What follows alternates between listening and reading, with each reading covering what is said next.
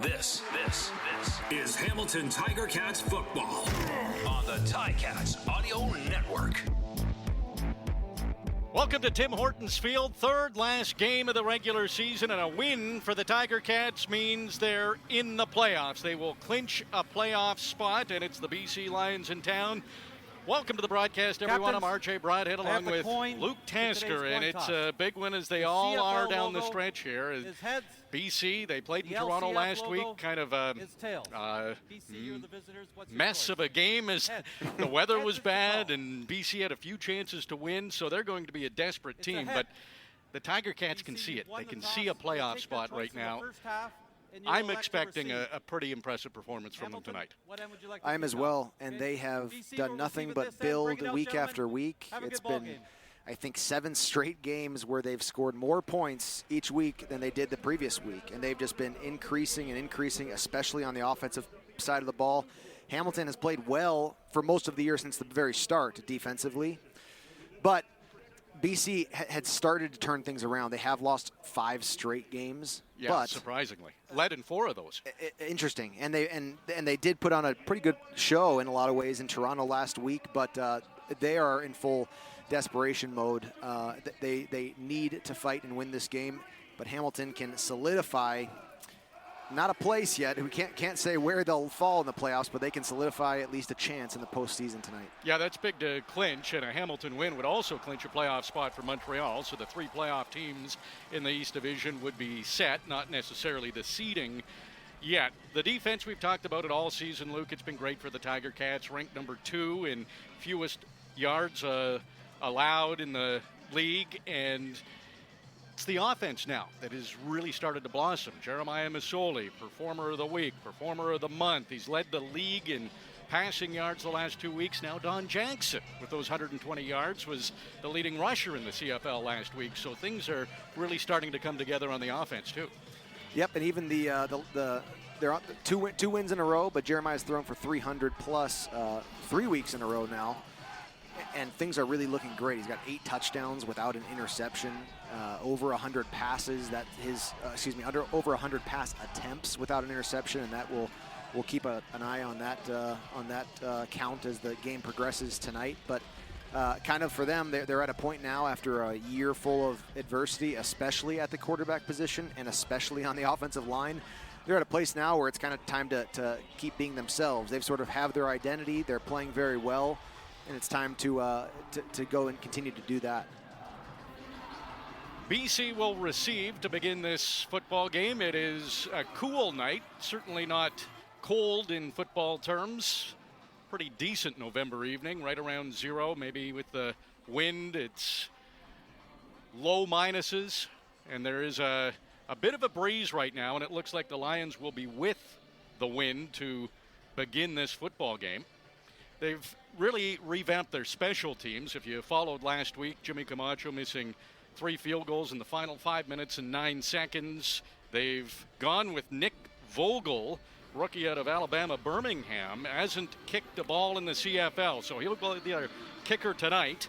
And their returner, Quadri Henderson, in his first CFL game. They haven't been great, the Lions, at returning punts or kickoffs, so he'll get his first CFL action as BC's really looking for players to change the tide and break this 5-game losing streak. But Tim Hortons Field, the fans still piling in through the entrances. They're excited. They want to see the Tiger Cats clinch a playoff spot tonight at Tim Hortons Field.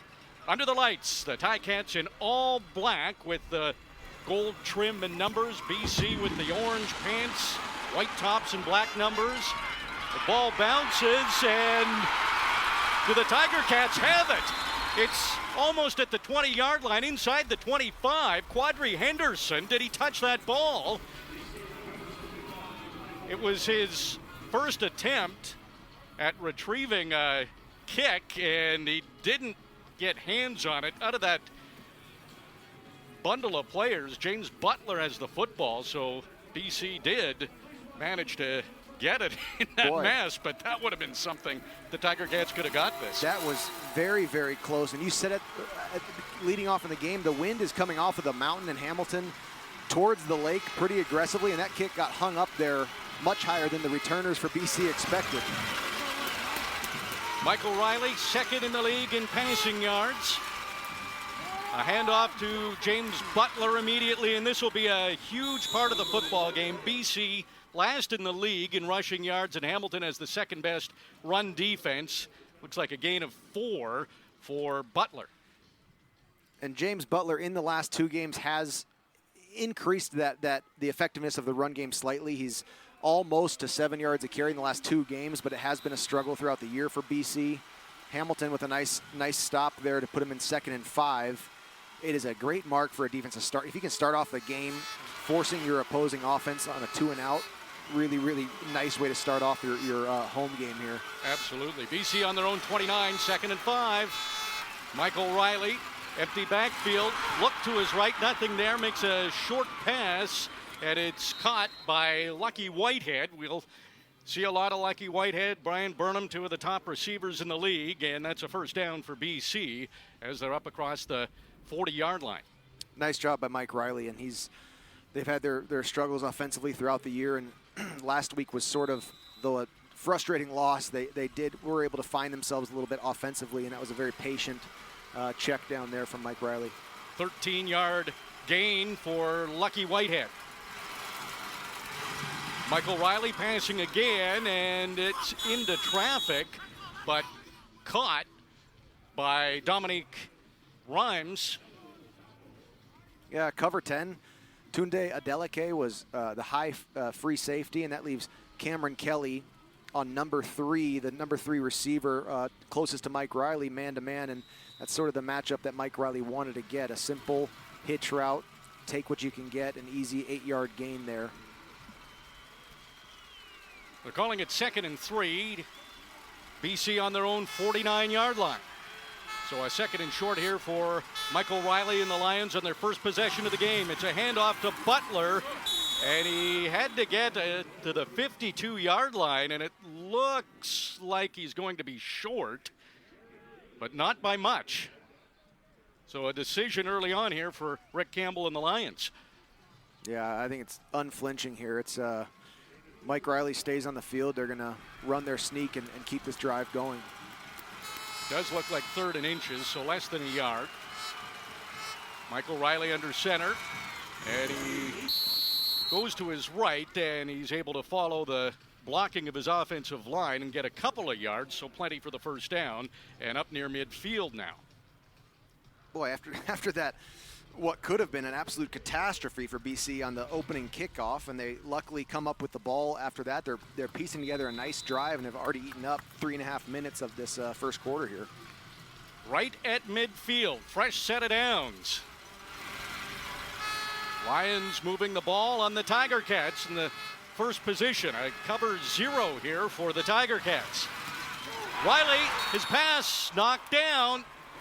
And Cameron Kelly was the one who got a hand on it and was able to knock that pass down. So a big defensive play. We've seen that a lot from the Tiger Cats linebacker crew this year. I love that play call. You could see it right from the start, RJ. You called it cover 0, and they didn't come out of it. They weren't trying to hide it. They showed a flat top, one defender for one receiver, and Cameron Kelly came hot off the edge and got a hand on the ball. He almost intercepted it too, but I was thinking that too, just seeing the replay. He knocked it in the air and he was going after it. Crowd turns it up a little bit. Just over 11 minutes to go. First drive of the game. It's 2nd and 10 from midfield, and it's another completion for the Lions. Lucky Whitehead, another 2nd down completion to Lucky Whitehead, and he's been good in that category. He's been clutch for the Lions. It was nice. He motioned behind Mike Riley to the right side and ran a little dig yard right at the sticks. I love that cover 0 to try to stop the drive in its tracks before BC gets into field goal range, but that's a 2nd and 10. That's a really nice conversion by Lucky Whitehead. Well, they're on the 42 now of the Tiger Cats, and they might be close to field goal range. Nick Vogel, brand new kicker for the Lions. We don't know what he can do. Lucky Whitehead, he's been busy on this drive. Now he's up to the 30-yard line, maybe inside the 30. Looks like they're going to mark him at the 29. It's another first down for the Lions. Yeah, they're leaning on him more and more as the season goes on, and back-to-back ran a dig route at 10 yards from Mike Riley's right, and then went to the left side and ran a nice slant route against Cariel Brooks and got the shoulder to get a catch for another first down. Lucky Whitehead leads the league in yards after the catch. Tiger Cats have been able to get to him after he makes the catch. Started on their own 24, 8 plays, 57 yards later, they're on the Hamilton 29-yard line. There's a handoff to Butler, and the Tiger Cats were ready for that. He got to the line of scrimmage. He's still battling. Boy, he just didn't quit. The Tiger Cats couldn't get him down, and he might have squeezed a couple of yards out of that. That was a hard work for 2 or 3 yards. Yeah, he did. He found 3 yards where there was none. It was all Ted Laurent there, though. They tried to get a push off the left side of the offensive line, and Ted Laurent refused to be moved. That said, that was a really, really impressive way James Butler bounced around, and I lost sight of him, and all of a sudden he was 3 yards downfield. Nice run. Exactly. I was waiting for the whistle, but he got 3 yards, so it's 2nd and 7. BC's on the Hamilton 26-yard line. Michael Riley's converted a couple of second downs on this drive. Stays in the pocket. There's another completion. It's to Lucky Whitehead. It's enough for the first down, and it looks like he's down to about the Hamilton 17 or 18-yard line. Honestly, really just impressive by Michael Riley. The Des Lawrence and Cariel Brooks, the boundary half and corner for the Ticats, had excellent coverage on 2 out routes to the boundary side, and Mike Riley brought his eyes from left, 1, 2, 3, 4, and got a check down all the way to the far side of the field there. Patient. He had time to do it, and he made his way all the way through to find his guy. This is rare in the first quarter. Tiger Cats have allowed 18 points in the first quarter. It's the 3rd fewest since 1967, and BC is definitely within range for points. James Butler got past Cam Kelly, and again, just looking like he was going to get nothing, ends up with a gain of 3 yards. Jovan Santos Knox and Simone Lawrence in on a really, really hard tackle there. Yeah, the thing I'm just most impressed with the BC offense is how much time this is taking up. We are almost halfway through the first quarter already, and still the first drive of the game. 12th play of this drive. Hamilton hasn't touched the ball. Like you said, Luke, this is the first drive of the game. It's a good one for BC. They're on the Hamilton 12-yard line. Michael Riley back to pass, looking for Burnham in the end zone. It's over his head and goes incomplete. You call that a win for the Hamilton defense after where that drive was going, to force the rookie CFL kicker to come onto the field now after giving up yardage and time. Des Lawrence, great job getting legal contact on Brian Burnham down the field, and not enough space to complete the pass there. You can run off the field only letting 3 here and consider that a win. Nick Vogel, he was cut in 2020 from Baltimore, and his first field goal is a 19-yarder. He makes it, and rare points scored on this Hamilton defense in the opening quarter. BC took a ton of time off the clock, and they lead 3-0. Welcome back to Tim Hortons Field. 7 minutes and 14 seconds to go in the first quarter, and Hamilton's getting its first possession of the game. BC took about half that opening quarter to go down the field and kick a field goal, so they lead 3-0. And Jeremiah Masoli, 2 straight weeks where he's led the league in passing yards. Don Jackson led the league in rushing yards last week with 120, first 100-yard rushing game for an individual for the Tiger Cats, and it's a play action immediately, a complete pass to Nico Kalinic, who hasn't been used much in the receiving game lately, and he's up across the 45-yard line for a first down. Yeah, I love the play call there. Little play action, really easy, quick decision, gets the ball out of the hands and downfield. Great first down. Already up to the 45-yard line, just a nice win. Obviously, Ticats elected to not return against this wind, which is probably a smart idea. It's picking up here at Tim Hortons Field. Masoli hit 7 receivers last week. Kalinic wasn't one of them, and first possession, he makes a pass to him immediately, and that's a huge catch for Stephen Dunbar. Up the middle, he was hit hard, but he has the ball close to midfield. There is a flag on the play. Ticats are marching back. Not sure what the call is yet. Really an incredible catch by Stephen Dunbar Jr. there. He caught it in traffic, had his legs swept out from under him. Offside. Hamilton, number 80. It's a 5-yard penalty. Repeat, first down. It's that ex-receiver Ackland trying to time up his waggle right, and he crosses the line of scrimmage too soon. Well, he maybe knew it was going to Dunbar. They're tied for the team lead in touchdowns, and he was talking yesterday that he's going to have some sort of a wager with Stephen Dunbar on who gets more touchdowns. So 1st and 15 now, Hamilton on their own 40-yard line. Mazzoli dropped the snap, able to pick it up. He throws, he completes to Brandon Banks. He's right on the Tiger Cats logo on BC's side of the field, close to the BC 50-yard line. It's a first down for the Tiger Cats. Well, you've got a completion for 10 yards and a first down. Another completion for 10 that gets called back. And so what do? You get a completion for 20 yards. And you just do what you got to do. Jeremiah drops a snap and makes a beautiful throw. Yeah, that's not how they drew it up. Oh, and they flipped the ball, so it was a fake to Jackson, flip to Brandon Banks, and Speedy B up across the 40-yard line. That'll be another first down for the Tiger Cats. Beautifully executed. We know Tommy Condell likes to involve his receivers in the run game, and they got everybody fooled on BC that time. And it was Chris Van Zyl, the right tackle, leading the way around the left for Speedy B. Great 10-yard gain. Nothing from Don Jackson yet. There's a handoff to Jackson, and this is a big gain on his first carry of the game. Down near the BC 25-yard line, it's another first down for the Tiger Cats. These the chain gang on the sidelines is barely getting the sticks in the ground here. Getting their exercise.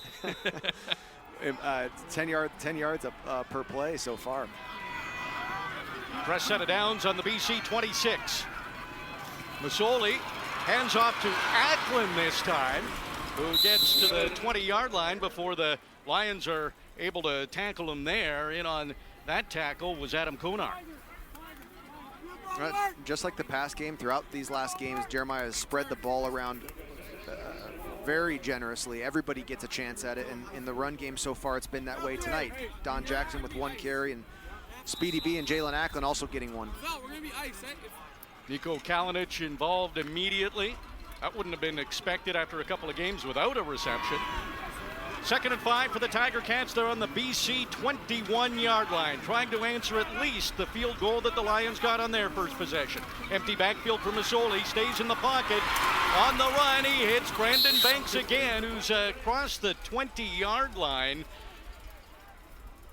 Don't think he has enough for the first down.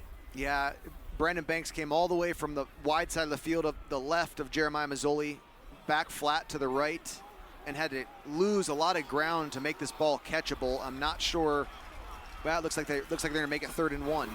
And Dane Evans coming onto the field. He's been the short yardage quarterback for the Tiger Cats since he's been healthy and back in.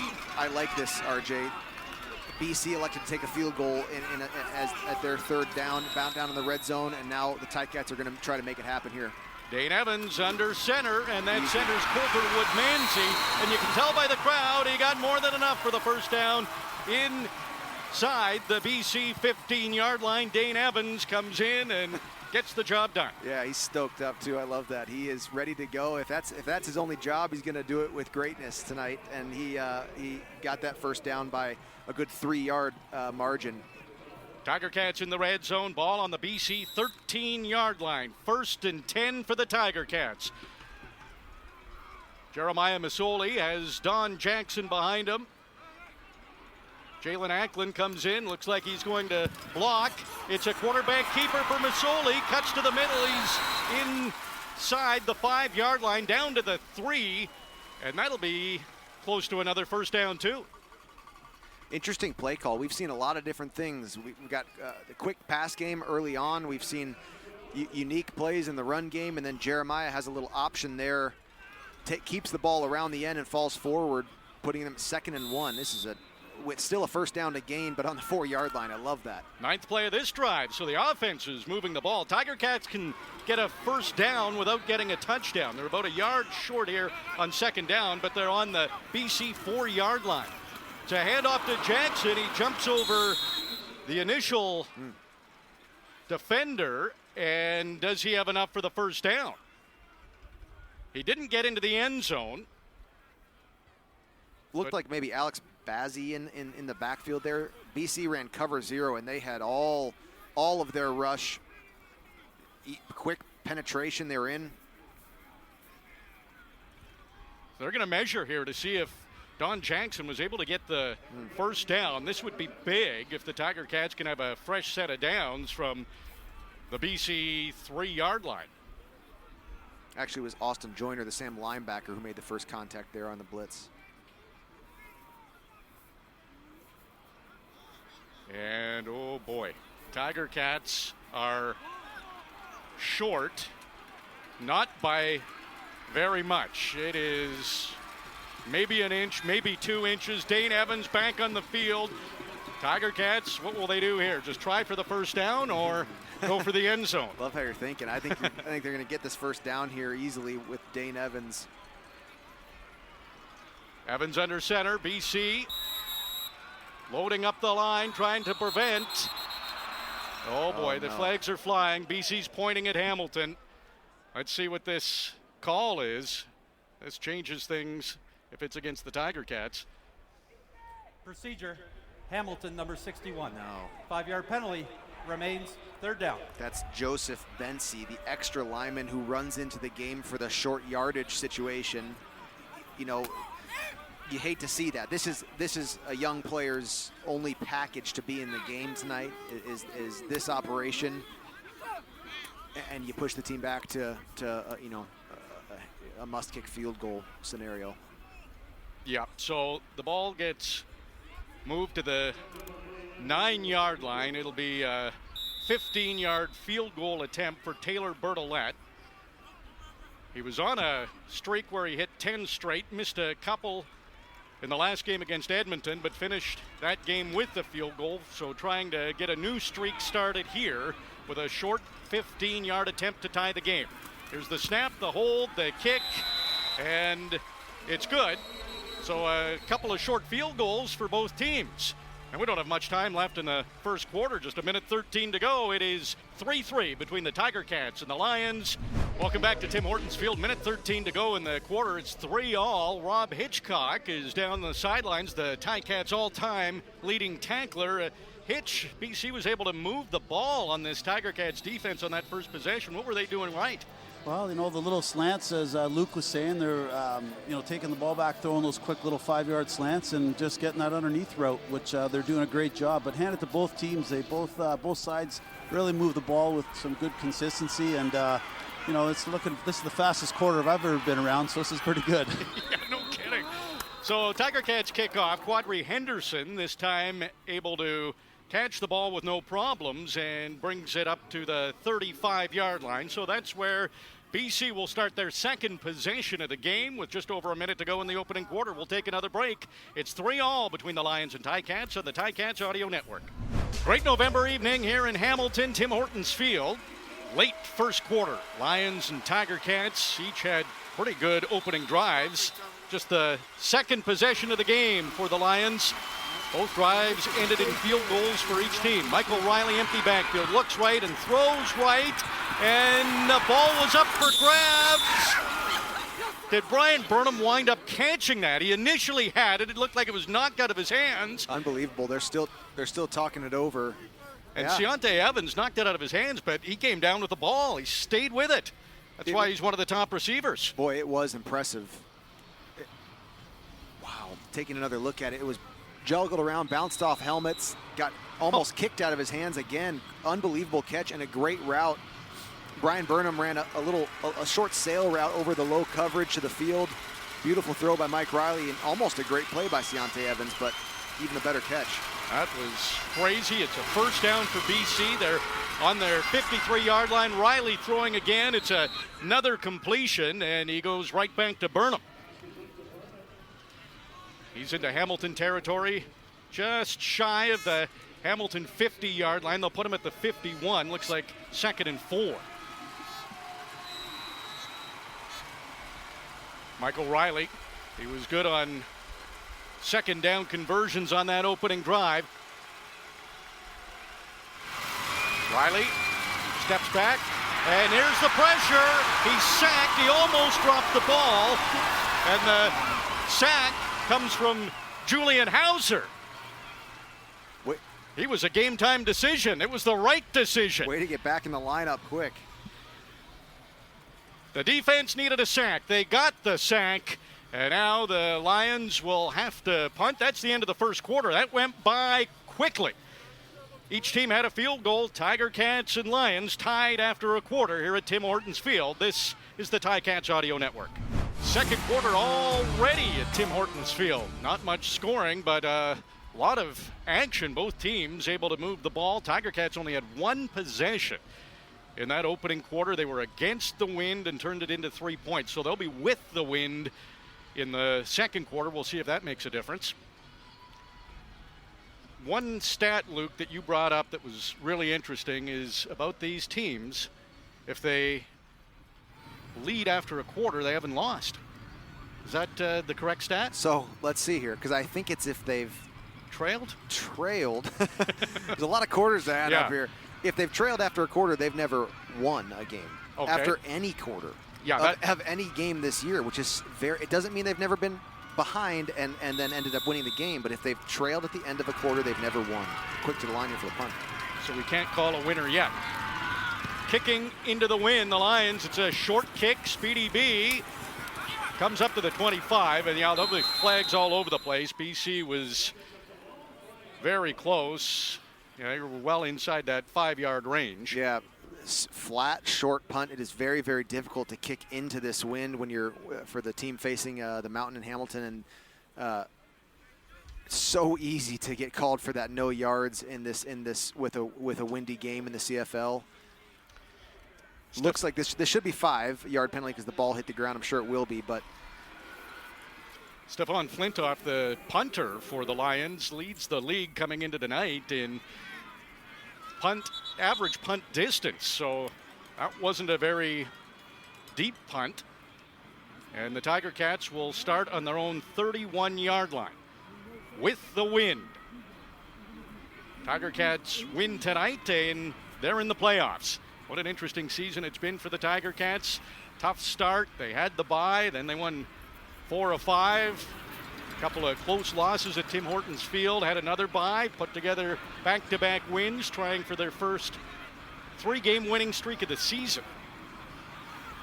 There's some discussion going on here, and I'm reading too much into this, but in my opinion, there was no effort from the BC coverage team to get out of the halo, and that can lead to a 15-yard infraction, even if the ball has hit the ground.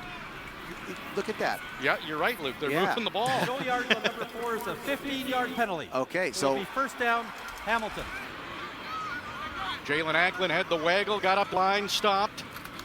Masoli hands off to Don Jackson, who gets contact 3 yards into his run. Maybe got another yard out of it. So gain of close to 4 yards on first down for Don Jackson. How crucial is the punting game at Tim Hortons Field? At the kicking game, it makes such a difference for the field position and for the efficiency of the pass game. And that punt was the first play of the second quarter, unfortunately, for the BC Lions. And, had that been a couple seconds earlier, they could have kicked with the wind. It's funny how all those things add up by the time you get to the end of the game. Yeah, interesting when you look at it.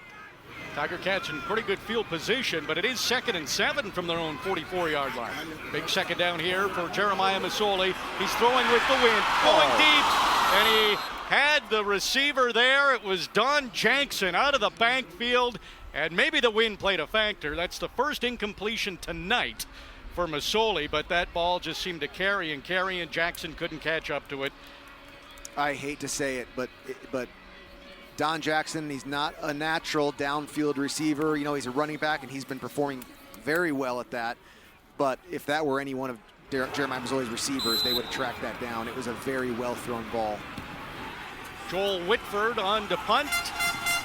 And inside his own 20, it's Quadri Henderson who gets past the 25, maybe up to the 28-yard line. There is a flag on the field.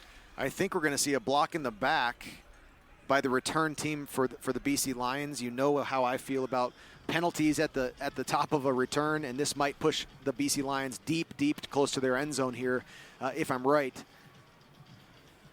During the return, illegal block, BC number 37. 10-yard penalty, first down BC. You got to walk backwards. First thing you do when you hit the field as an offense now is take steps backwards and backwards and backwards towards your own goal line. Terrible feeling. But Jeremiah Mazzoli, they got cover 0 on that last second down there and got a matchup with Don Jackson, great speed, on a linebacker.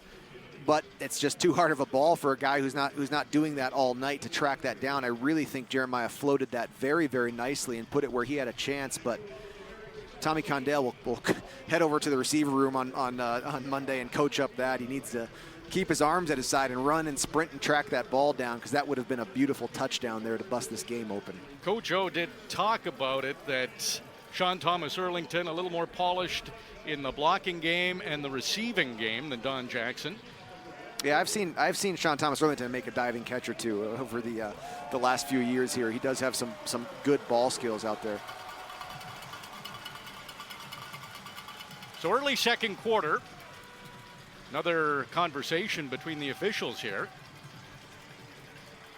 Let's go to the Ticats sidelines again to Rob Hitchcock. Rob, the Simone watch is on. He's got 1 tackle so far tonight. Are you keeping track?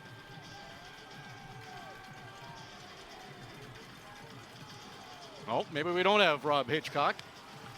Well, we'll get him. We'll keep watch on the Simone tackles. There you are, Hitchcock. Hey, sorry guys, I was talking, but I must have been, I don't know what happened there. Yeah. Anyways, yeah, I think he's got 1. I just told him before the game, I said, hey, Simone, I hope you do it tonight when I'm on the field with you. Just dive around the pile and make sure you're around it, and they'll give you the tackle. What are you saying? The officials know that the statistics are there? The scorers know? Yeah, I don't know, but I just said just fall down and be close to the pile and you'll get it. There you go. Did you ever do that? Well, my dad was the PA announcer in here for a year. I think I got 130 tackles one year. That's awesome. Oh, good. BC starting from their own 9 on this drive. Seems to get louder here at Tim Hortons Field. It's a handoff to James Butler, and the Tiger Cats are on it quickly.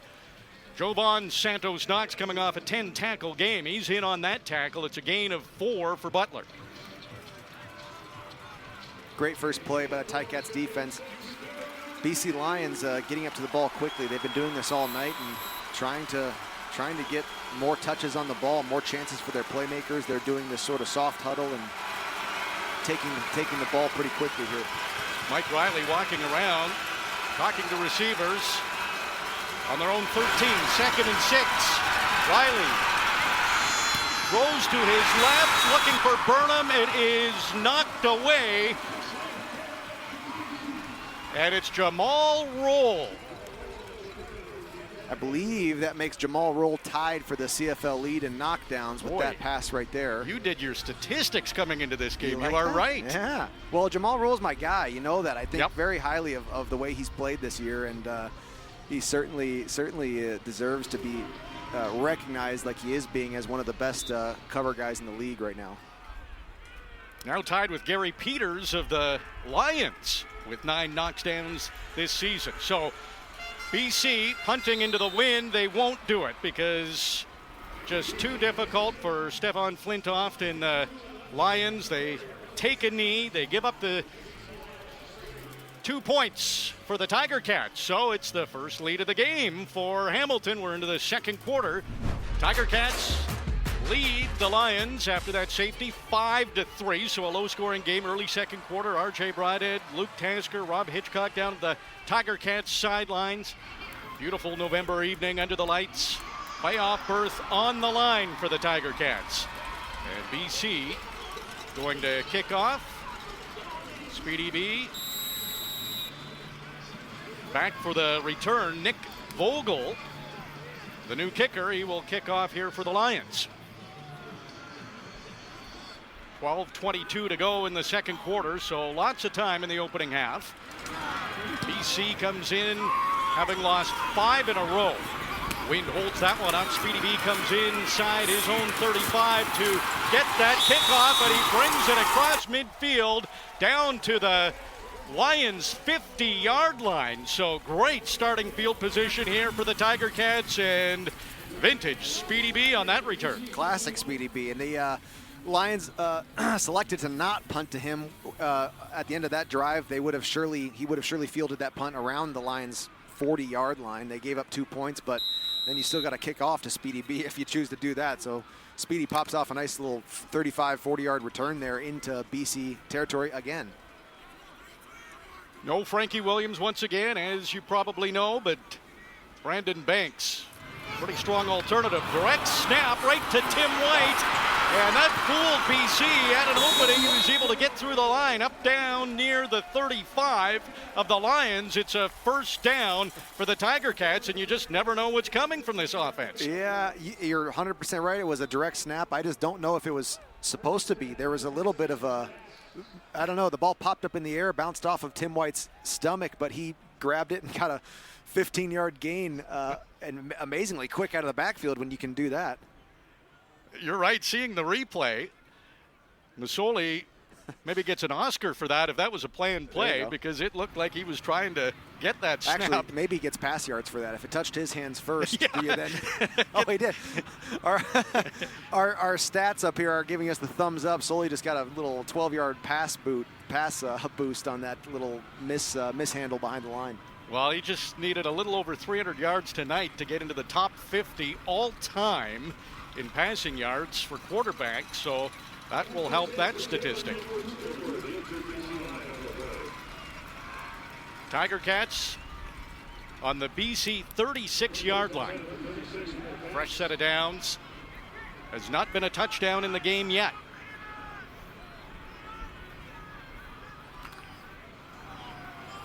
Jeremiah Masoli, one incompletion in this game. So again, an efficient start for the Tiger Cats quarterback.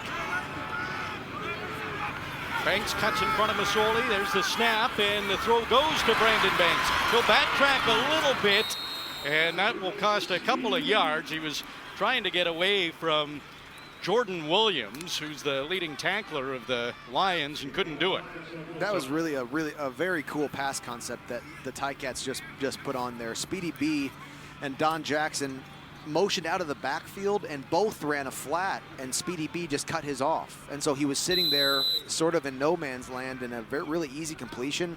Nicely executed. Actually, Speedy probably gave up 2 or 3 yards there trying to escape the tackle like you were saying. 2nd and 5 now from the BC 31-yard line. You need a timeout. And it looks like a timeout is being called here. Timeout, Hamilton. And there was some confusion. Looked like Jalen Acklin was coming on the field late. Yeah, they had a little trouble getting their personnel group right there. 2nd and 6, this is that sort of, it's a gray area here for an offensive coordinator. You always like to have that 5 or less to go on 2nd down. Entering score zone here. I'd love to see a little play action pass. Well, you haven't been wrong tonight. I've been keeping track. Okay. Am I 100% still? You are. You're calling penalties. You're Cool. moving the no yards. There You you were go. exactly right with that. They initially had it 5 yards, then changed it to 15. So here's the play after the timeout. Low snap. Jeremiah Masoli throwing, and it's over the head of Stephen Dunbar. Goes incomplete. There is some more confusion on that play, unfortunately. It looked like Stephen Dunbar Jr. maybe had a double move called, but had a misstep there, slipped on the field. Speedy B was coming underneath and looked like he was actually the intended receiver, but they were on a different page there. Tiger Cats 0 for 4 on 2nd down conversions tonight. Jalen Acklin's been the favorite target on 2nd downs, has not been targeted on one yet. Taylor Bertolette on for a field goal, a little longer than the first one. This is a 39-yard attempt for Bertolette. The snap a little bit high, the hold, the kick, and Bertolette is good from 39 yards. Another 3 points on the board for the Tiger Cats. Still low scoring with 10:21 to go in the first half. It's 8-3 Tiger Cats. 10:21 to go in the opening half. BC about to start this possession from their own 35-yard line. They moved the ball to start the game, took over half the first quarter, ended up with a field goal, but the Tiger Cats have been able to stop them ever since. And Ticats have Added a few points here and there. It's low scoring though. No double digits yet. 8-3. Michael Riley, empty backfield. Quick throw over to the right. That's Lucky Whitehead, leads the league in yards after the catch, and certainly added a few to his total there as he's up across the 45-yard line. Another first down for BC. They set that up pretty well. Lucky Whitehead out to the wide side of the field, took a few steps downfield, and then came back to meet the pass from Michael Riley and had defenders or blockers ahead of him set up. It was pretty great body type, great receiver type for a wide receiver screen. It's effectively like giving the ball to a running back out to the wide side of the field there. Lucky Whitehead, favorite target for Michael Riley so far. He's caught 5 of the 8 completed passes by Riley. This is a handoff to James Butler, who carries the pile up to the 50-yard line, a gain of 3. More hard work for Butler. Certainly not a hole there. That was just power. Yeah, he got 3. We've seen him a couple times tonight now get a little extra when there really wasn't much going. That Hamilton front four has just been solid. They're solid in their rush, and they're solid in their run defense. And now they put BC in at a 2nd and 7, just shy of midfield here. Big second down for this Tiger Cats defense. Michael Riley. 2 receivers to the wide side of the field. Looks to the boundary side, completes the pass. That's Shaq Johnson. There's a flag on the play. If it's a completed pass, it'll be a first down for the Lions, depending on this flag.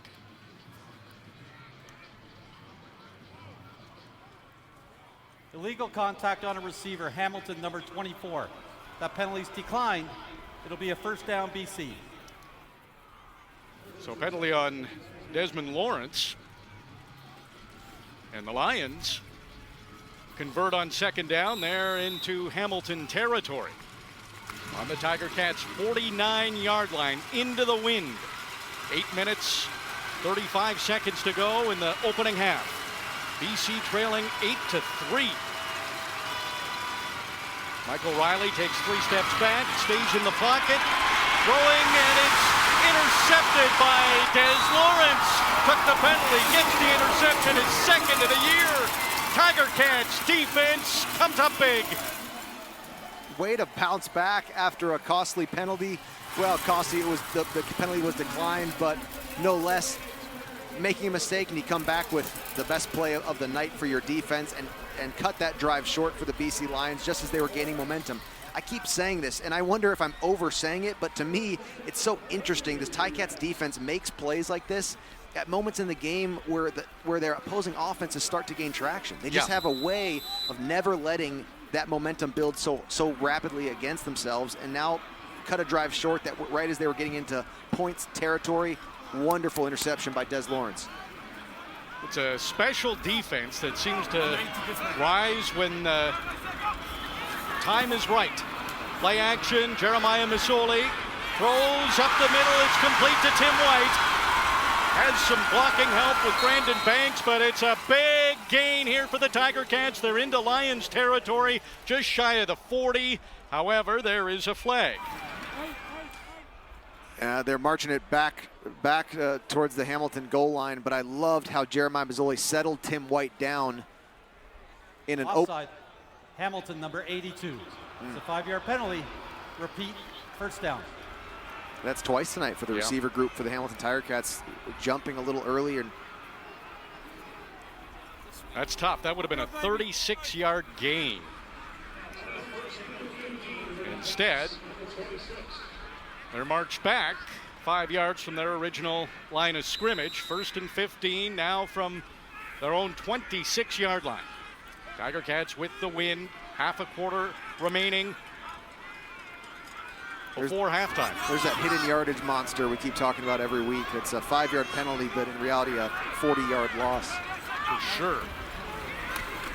Jeremiah Masoli, great protection, and he was going for Stephen Dunbar, who had to reach up high for it. Got his hands on it, couldn't haul it in. It's incomplete.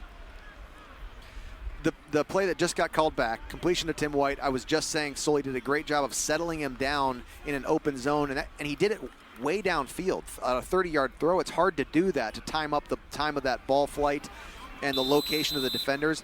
That was a really well-thrown ball again in the same way there to Steve Dunbar Jr., but Stephen Dunbar Jr. didn't expect it to settle him down. He thought he'd get it on the run there.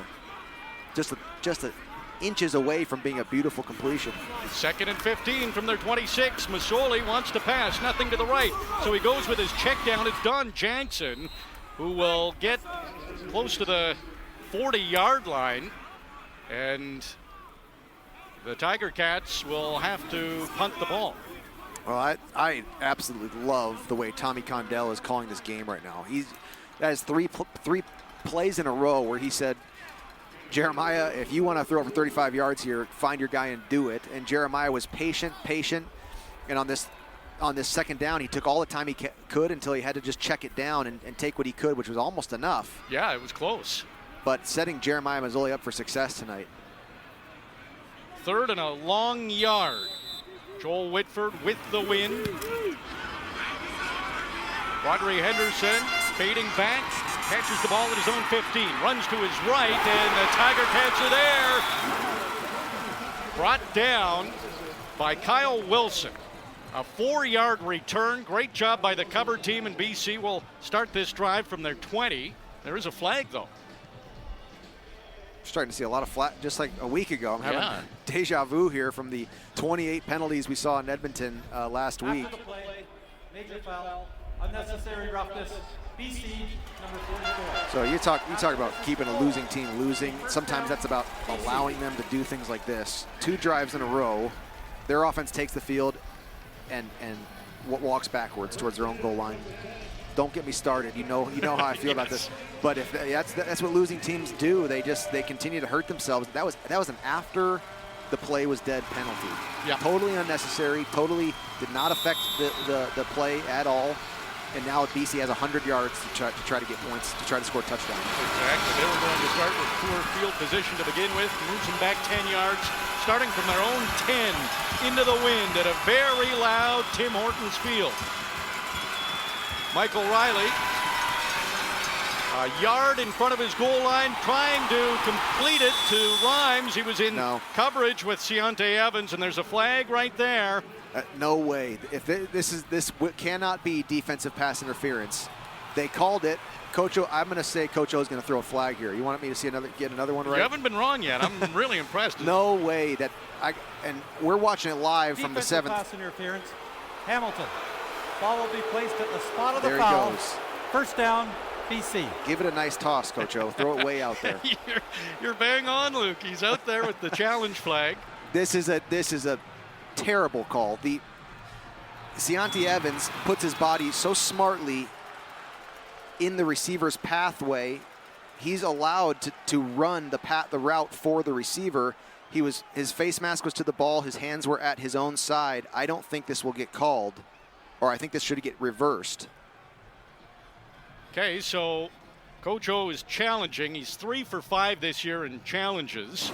We'll get the official call. Hamilton is challenging that there was offensive pass interference on the previous play. We'll review the play. Okay, so they'll look at that. Let's go to the sideline. Hitch, what do you think? You know what I'm going to say on that one. That was, you're right, Luke. He had great position. It was uncatchable ball, I think, anyway. But yeah, that's definitely going to be reversed. Has to be. Now, is Coach O challenging that there was offensive? That's what they just said. Yeah, that's what he said. I don't know if he's allowed to challenge it the other way. I think he has to come up with something that said it's the opposite. That's what I'm pretty sure. Interesting. Well, now I'm confused. So we'll see what comes. We'll see what comes from the booth here. Yeah. Well, seeing the replay, it did look like Evans was. Let me take that back. That was catchable ball. Yeah. That was very catchable. Yeah, you're seeing it down there too, Rob. Yeah. Yep. Right now I'm seeing it. So this is a big moment in the game, this challenge. 6:27 to go in the half. Be really interesting. Coach O is pretty good in his challenges. Lost one last week, so now he's dropped to 3 for 5 in challenges. They're taking a long look at it, so that's a sign that it's a difficult call. The place it just looked strange from the beginning there. As Michael Riley was looking for an open receiver, I was really surprised when he let the ball go to this corner to the left side, to his left, a deep corner route, and from just the position of the Ticats defenders, I was thinking this is a bad decision. It looked like Cianti Evans was positioning himself to make an interception, and everything got tangled up. He ended up ahead of the BC Lions receiver there. I'm not sure what they're going to make of this. Still getting the decision. We'll definitely let the referee Dave Foxcroft make the call, and I think he's ready to go, so let's have a listen.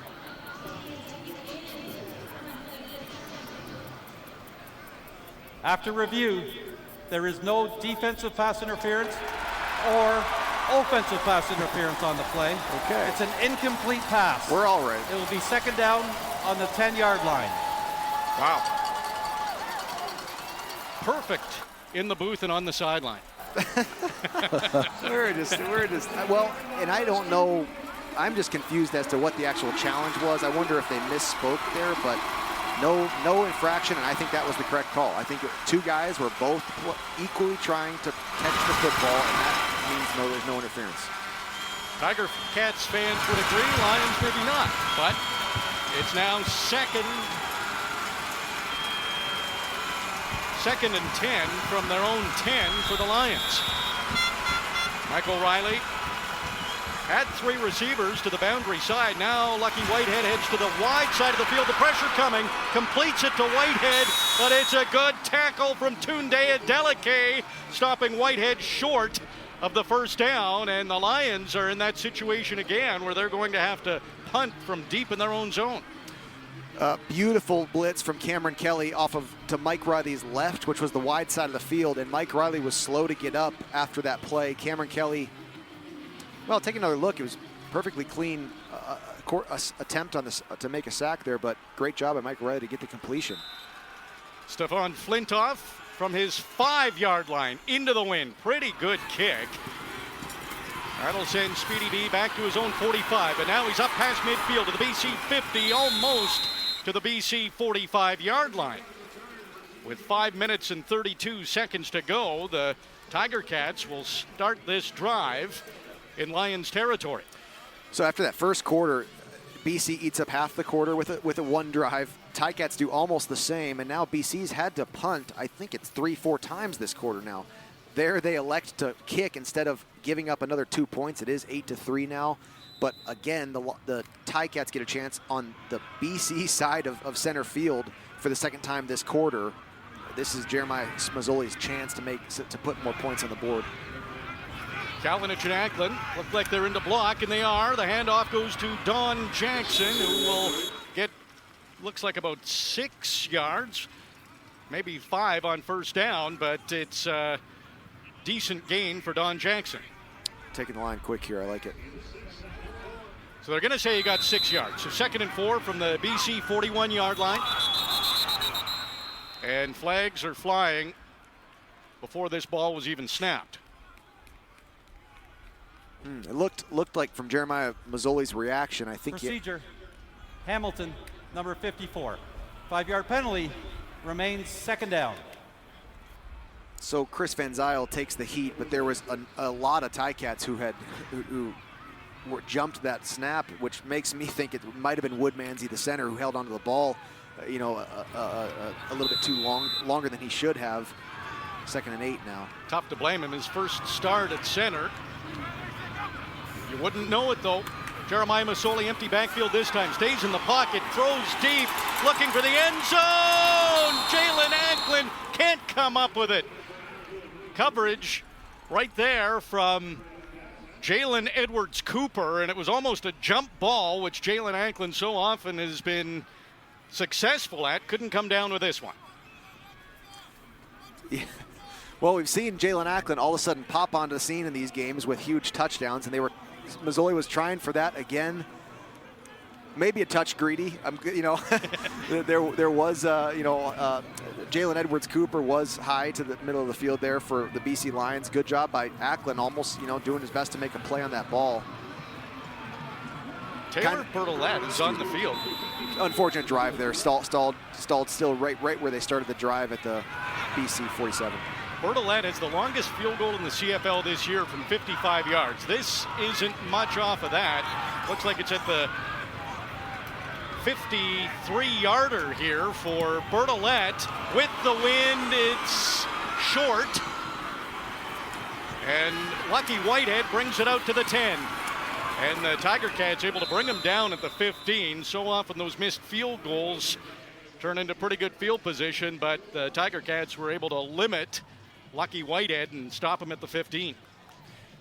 Clearly a mishit ball or something wrong with the operation there. And the Ticats were kicking with the wind, like you said, and that really barely got up in the air. I don't know, something didn't go right there for Taylor Bertolette, but Nico Kalinic, first man down the field, because you're so right. You get a guy like Lucky Whitehead on a short missed field goal. That is a huge opportunity for the BC Lions, and great job on the field goal team to change from protection to coverage and start this drive for the BC Lions at their 16-yard line. Still 8-3 for the Tiger Cats, just under 4 minutes to go in the half. James Butler gets the handoff. Biggest gain on the ground for the Lions in this game, and it'll be about 14 yards for Butler. It's a first down for the Lions, and that gives them some breathing room away from their end zone. He's up to the 30-yard line. BC playing quick, ready to go again.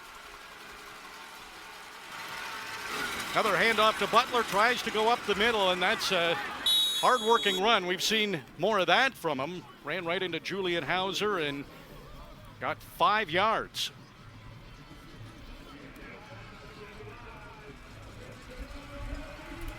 BC's first drive of the game, they had 12 plays. Coming into this drive,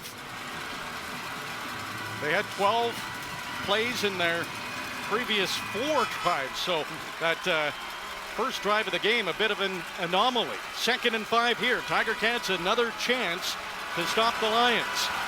BC on their own 35-yard line. Michael Riley, UV passing, 2 steps back, stays in the pocket, has to check it down to Butler, who breaks a tackle, got away from Julian Hauser, and turns this into a very productive run up past the BC 50-yard line, close to midfield. There is a flag. Flag came very early. Jovan Santos Knox expressing that this is a BC infraction. Offside, Hamilton, number 56. That penalty's declined. First down, BC. This is the 3-minute warning. Jagera Davis offside there, so the Lions started on their own 15. They're up to their own 50 now. Let's go. It's 3-minute warning, 2 minutes, 39 seconds to go. Let's go back to the sideline. Hitch, are you surprised how well BC's moving the ball against this Hamilton defense tonight? Yeah, I am. They've got a great game plan, it seems. They came out, the first, that 8-minute drive in the first quarter, and they just keep doing the same thing. So the Hamilton D, I find the 3 or 4 times that they've blitzed them, they've really got the pressure on them, and they got rid of the ball, or they had a sack, or whatever it may be. So I just think they got to keep doing what they do, and I think a little more pressure would be at halftime. Those adjustments are going to be definitely made, because they're pushing that ball down the field a little bit too easily on them. And second of all, the penalties, guys. It's this drives coaches absolutely crazy. Some of these penalties, down on the 2-yard line, and you get that offside procedure call. Those things, they're going to come back to haunt you, and then getting close to playoffs, you can't do that. Yeah, a couple of games in a row where they're taking penalties. What's the wind like down there, Hitch? We can just see the flags on the posts. Looks like it's fairly windy. Is it a factor at all? Oh, for sure. I'm right down low here, and it's blowing pretty good. So I take it when the ball's up there, it's really moving. That interception that Hamilton had here down right in front of me, that ball was thrown and it got caught up probably 15 yards short of the receiver. Yeah, it looked like it did, and Des Lawrence with his second interception of the year. The Taylor Bertolette kick, did you see anything on that? I actually did. I had a pretty good vantage point on it, and it looked like he almost kicked about 2-3 inches before the ball. Like his foot caught the turf a little bit. So it was funny because I don't think he uses a tee. Like the little, I saw, it must have been the holder's glove. I'm not quite sure, but all of a sudden it wasn't even placed on that. So I think he kicks right off the turf, but it did look like he kicked about 2-3 inches before it because I saw some of the rubber come up. So awesome stuff, Hitch. It did look like something went wonky on that kick. BC ready to go here from their own 50. Fresh set of downs late in the opening half.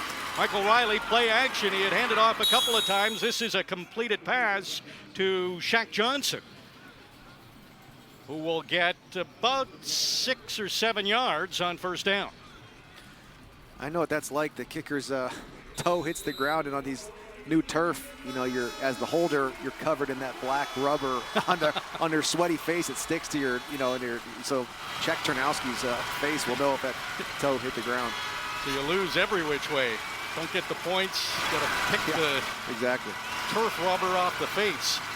2nd and 3 here for Riley and the Lions, and it was a low pass. Brian Burnham looks like he made the catch. That's a great catch by Burnham, and that's a first down for BC. Michael Riley, he's moving up the ranks in the CFL career passing yards. I think he's at 13, about to get 13, something like that, and he's just doing a good job tonight. He's taking what he can get. He's not forcing anything. Lions started on their own 15. Now they're on the Hamilton 48, late in the half, trying to get some points, and that is an incomplete pass. May have been intended for Lucky Whitehead, but it didn't look like anyone was close to it. Well, the BC Lions are right just past that midfield mark. We've talked about it throughout the season. This is a common field position where teams will throw a snap of cover zero in there, and this is the second time tonight we've seen the Ticats go true cover zero right at midfield, and again it was Cameron Kelly who was inches away from a sack on Michael Riley, who instead got the ball out for an incomplete pass. But I love that cover zero. They're showing it again right here. 2nd and 10. BC on the Hamilton 48. Tiger Cats lead the game 8-3 late in the first half. And the snap gets into Riley's hands, and the play is stopped. Maybe a time count here on Michael Riley. And if it is, that's a product of Hamilton going cover zero again, making him see that and change something out of it. I don't know if that's the call. We'll see what it is, but love the aggressive defensive play call by Mark Washington and the Hamilton defense. You give the fans... Time count violation, BC number 13. 100%. Hamilton will elect to make it 3rd down. Lost it down. Cool. So, nice. They forced the 3rd down there. So, absolutely. You go out there with your play, and if that is not suitable, some plays are not suitable for cover zero. And some you got your hot read, but if Mike Riley didn't like that play that they had called against Hamilton's flat top cover zero, in order to change that, you got to be able to communicate effectively, and the Hamilton crowd here tonight is rowdy enough to make that difficult. They were loud, so punting again are the Lions. A low punt, and this will bounce, and Speedy B will take it just inside his own 10, only could get a couple of yards. It was angled perfectly by Flintoff, and it will be a 13-yard line where the Tiger Cats will have to start this drive. Yeah, really nice kick. So this is a nightmare for every punter coming to Hamilton. They're thinking, oh, is it going to be a windy day at Tim Hortons Field, or is it going to be calm? And they're getting the wind tonight, and you kick low and outside into that, and he made it bounce right about the 8-yard line. Really well done to pin Hamilton deep to start. Tiger Cats haven't taken advantage of this win. Last 4 drives, they've managed 1 first down. Masoli looking to his left, looking deep. That's a first down and more. Complete to Stephen Dunbar Jr. And he is up right near midfield. So that's the way to get away from your goalposts. 2 drives ago, we saw Steve Dunbar take a misstep on what would be a long, deep throw, a double move, and it was incomplete, and they went right back to him on the near sideline for a beautiful gain. 40-yard gain. Masoli again looking to his left. Hard pass. It's caught again by Stephen Dunbar Jr., and he is across midfield. Gain of, looks like 5 or 6. You said it, RJ. Now Tommy Condell's trying to make hay with this wind right now. They're going no huddle. Under a minute and a half to go in the half. 2nd and 4. Jackson gets the handoff. He needed to get to the 48-yard line. He got more than that, almost got to the 45. So it's a first down for the Tiger Cats. Nice combination of run pass so far. Already deep across midfield after 3 plays. No huddle again. Fresh set of downs on the BC 46. It's another handoff, and Jackson weaves his way across the 40-yard line, a gain of 7.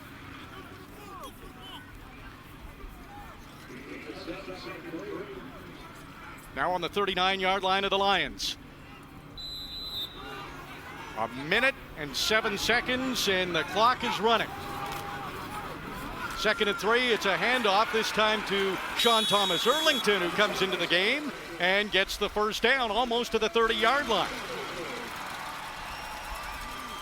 Boy, it's kind of nice when you got one running back to take a few hard carries, and then you can put your other ace in there, and 7, 5, 6 yards a pop. You can do that all night. Defense not getting a chance to rest. Tiger Cats playing fast. They have to. There's under a minute to go in the half. They lead 8-3. 1st and 10 on the BC 32-yard line. Jeremiah Masoli, he's going to pass, stays in the pocket, looking deep. Brandon Banks! Got it. Touchdown! Speedy B's first of the year. Touchdown! Tiger Cats. The Masoli-Banks combination works again. Speedy B on the corner route, and he made it look just so easy. Jeremiah floated that out there perfectly. Speedy B adjusts to it deeper into the end zone like he's done so many times. Great to see Speedy B scoring some touchdowns at Tim Hortons Field. First touchdown of the game, and Speedy B gets his first touchdown of the season. 23rd all time between Masoli and Brandon Banks. That's the favorite target in Jeremiah Masoli's career. Incidentally, his second favorite target for touchdowns is Luke Tasker. Keep an eye on that margin, you know. We don't want to see that get out of control. And Taylor Bertolette on for the convert, and it's good. So the Tiger Cats late in the first half. That was a great drive. They started back inside their own 15-yard line. Some big plays. Stephen Dunbar used a couple of times, but it's capped off with Speedy B, Brandon Banks, getting his first touchdown of the season. Banks has 5 catches for 73 yards in this game. Let's go to the sideline hitch. That was an impressive drive. Guys, you there?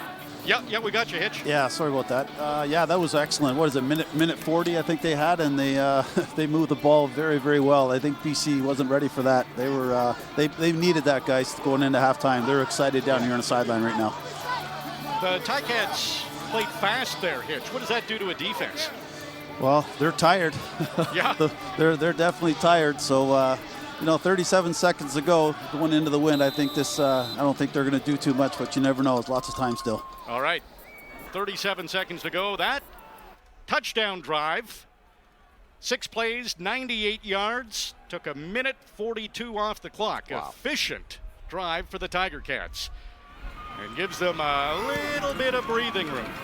15-3 is the score. Those 3 points for the Lions came on their opening drive of the game. Quadri Henderson returning the kickoff. He gets across the 20-yard line to the 22, and BC into the wind will have 30 seconds to try to make something happen and narrow this gap between them and the Tiger Cats on the scoreboard. Great coverage right there. Nico Kalinic, who plays just so many roles, does so many different things, offense and special teams, was the first guy down the field, and that kick by Bertolette with the wind at his back, that's a hard ball to track, and they were backpedaling as he fielded that ball. Never a good position to be in as a return team, and now they have to start on their own 22 after a great kick and great coverage. Michael Riley and the Lions. Not much time to go in the half. 3 receivers to the short side of the field, but it's a handoff to James Butler, who runs to his left and then cuts it upfield for a gain of 4 yards.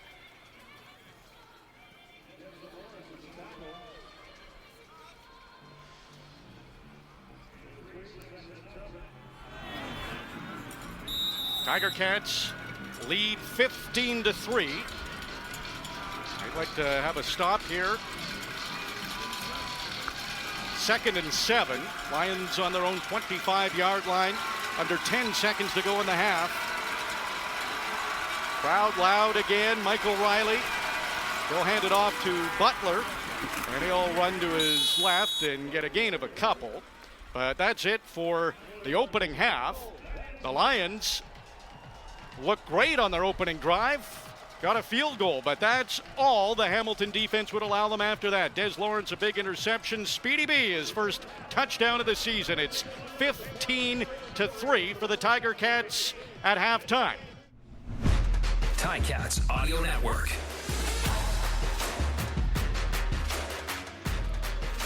Welcome back to Tim Hortons Field. Start of the second half, 15-3. Tiger Cats lead the Lions. Last drive of the half for the Tiger Cats turned into Brandon Banks' first touchdown of the season. And Luke, we talked about it on Ticats this week. Still no 100-yard receiver in a game for the Tiger Cats. Speedy B's at 73, so the 100-yard receiving watch is on. Yeah, we know Braylon Addison. We put the curse on Braylon Addison when we were looking for 100 yards, but we'll see. Speedy B, lots of plays left tonight to make up that 20-some yards. Lions kicking off to the Tiger Cats. David Ungerer fielding this kickoff, and he will get up to the 35 or 36-yard line.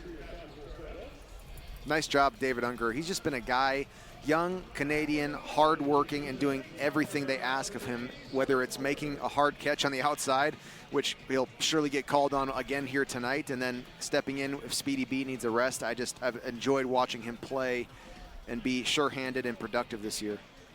He's been a team player. Gets the Tiger Cats up to the 36-yard line to begin the first drive of the second half. Tiger Cats lead 15-3. Jeremiah Masoli hands off to Don Jackson, who goes right into the heart of the defensive line of the Lions and comes up with a gain of 4 yards. We talked about it all last week, the Ticats in Edmonton, and the way that Don Jackson explodes through the line of scrimmage. It just looks a little different. Even looks a little different from the way that BC's run game is. He has a unique style, and I love how explosive he is. He eats up that free space as quickly as he possibly can, and nice little gain of 4 or 5 there, where really there was not much to be had. 2nd and 6 from the 40-yard line. Masoli does the check down. That's to Jackson. Gets away from Gary Peters. Stays on his feet. Up past midfield into Lions territory. Don Jackson, the check down option, and making Gary Peters miss. Turns into a big gain. Beautiful, beautiful gain. And there was a lot of impressive things there. Jeremiah Masoli, like he's done for well over 100 pass attempts now, is just refuses to do something overly forced, and he took the time he could and found Don Jackson, who then made an unbelievable play to stay on his feet and pick up a huge gain and a first down. 18 yards after the catch. Masoli ready to pass again, and he swings it out to Jackson again, who has another big gain again. It's a first down for the Tiger Cats. They're down to the BC Lions 35-yard line. Might be another 18 yards after the catch there. Don Jackson caught a little swing route out of the backfield and explodes down the field just like he does after a handoff. Just perfect play calling and execution right now to start off this half. Jackson will take a breather. In comes Sean Thomas Erlington. They spot the ball on the 36-yard line. Tiger Cats' first drive of the second half, trying to do what they did in their last drive of the first half. Pass goes over to the right side to David Ungerer. Made a good catch, and then the flag flies. Looks like maybe a horse collar? Yeah, horse collar, face mask, something on the BC field corner. That should be Keontae Harden. But what did I say? There's David Ungerer, just, he gets his number called after not being involved offensively in the first half. not only secures the catch and stays in bounds, but fights hard enough to draw this penalty, whatever this is going to be called. Major foul, horse collar tackle, BC number 37. Half the distance to goal. Oh. First down, Hamilton. Half the distance to the goal. That hurts. Great call on the horse collar there, RJ. That was costly. And, you know, I do credit David Unger with that. You know, he didn't walk out of bounds. He got the ball in his hands for the first time tonight, and he said, no, I'm going to get 1 extra yard, and turns out he got 15 extra yards for the Ticats. Masoli, he connected with 7 receivers in the last game against Edmonton. He's connected with 6 in this game, so he's using everybody. 1st and 10 from the BC 14. Masoli passing, staying in the pocket, waiting. Speedy. Now he throws to the end zone. He was looking for Brandon Banks. You called it, Luke. Speedy was open, but the ball goes incomplete. A little strange. Nothing really was open as it was intended to be, but Brandon Banks actually was running a corner route or a corner post to the left, what was the wide side of the field, and drifted all the way across. I think Sully had only chance he had was to stretch out Speedy B to the back pylon, just didn't connect there. So 2nd and 10 from the BC 14. Tiger Cats looking at points to begin this second half. Get off the rock, let's go, run! Masoli, 3 steps back, has some time, good protection, and he completes that to Brandon Banks, who will get inside the 15-yard line. Won't be enough for the first down, and on comes the field goal unit. Actually brought a 3-man rush there, so they dropped 9 into coverage. The BC Lions defense, that there is not much space out there running your routes when you've got 9 defenders standing in the defensive backfield, and able to get a 3-yard gain, but forced to kick a field goal after what was a really successful first drive of the half. So this will be a 19 or 20-yarder here for Taylor Bertolette. He's 2 for 3. He's hit from 15 and 39 yards in this game. He is with the wind, shouldn't be a factor from this distance. Bertolette is good from 20 yards, and 3 more points added to the Tiger Cats side. It's 18-3. We're early in the second half at Tim Hortons Field. Lions offense coming on the field. This is the Ticats Audio Network. Tiger Cats took almost 4 minutes off the clock on that opening drive of the second half. Wound up with another Taylor Bertolette field goal, 18-3. Tiger Cats lead, and their defense is on the field. How about this, Luke? This Hamilton defense has held opponents to 3 points or fewer in 9 of the last 10 quarters. The only quarter they got more than 3 points was the fourth quarter against Edmonton, when it was in a prevent defense. That's incredible. I mean, that is really, really impressive. And like you said, it's not that there's been no success from the opposing offenses, but when they do string success together, the Hamilton defense comes up big in some way. Lucky Whitehead with a nice 5-yard completion there, but it's just, you know, they got that special knack. They have great ball skills in the defensive secondary. They can make a play for knockdowns and turnaways. Their turnover ratio as a team is 3rd best in the league, and they've just been dominating in these recent games especially. Just been playing at a very, very high level and doing it at the right time of year. BC had 12 plays on their opening drive. They wound up with their only 3 points of the game. Since then, they punted 3 times, an interception, and given up a safety. Riley throwing to the wide side of the field, a long throw, and he completes it to Shaq Johnson. Lions have a first down. You're right, wide side of the field. That was a 35-yard throw by Michael Riley for a first down, surely, but you know, long ball time, nicely placed ball, and that's can often in the CFL be a dangerous throw out to that wide side. Lions on their own 51-yard line. Riley fakes a throw, then a delayed handoff to James Butler, and that did not fool the Tiger Cats defense. Jagarrett Davis, Dylan Wynn, Jovan Santos Knox, all 3 of them were there.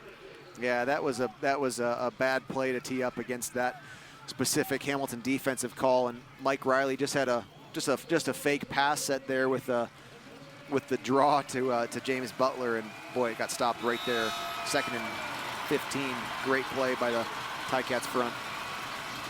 Big loss on first down for the Lions. So they're 2nd and 14 now from their own 47-yard line. Loading up the wide side of the field, had 4 receivers. Now Cottoy comes in as a blocker.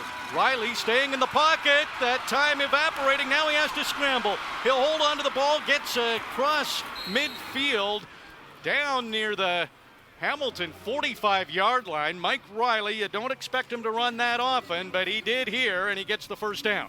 Yeah, and it's very Mike Riley to he wasn't not going to get this first down. He's dragging tacklers with him in order to do that. Gets up slowly like he's done 1,000 times in his career because he finishes plays like a running back. Sometimes he forgets that he's number 13 and doesn't wear any gloves out there. There hard was no tackle. dive. Yeah. There was no slide. Simone Lawrence and Jagarrett Davis involved there, and that doesn't feel great, but great first down. Riley, a quick pass this time out to Brian Burnham. Left side, Des Lawrence able to tackle Burnham, but he did get a gain of 5 yards.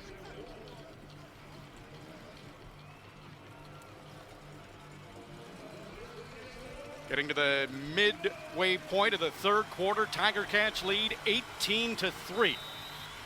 BC now on the Tiger Cats 40-yard line. 2nd and 4, they're going against the wind to begin the third quarter. Mike Riley, as the backfield empties, gets the snap, a quick pass. It's a completion down to the 30-yard line. Ball was caught by Javon Cottoy. Kind of a hurdling finish to the play there.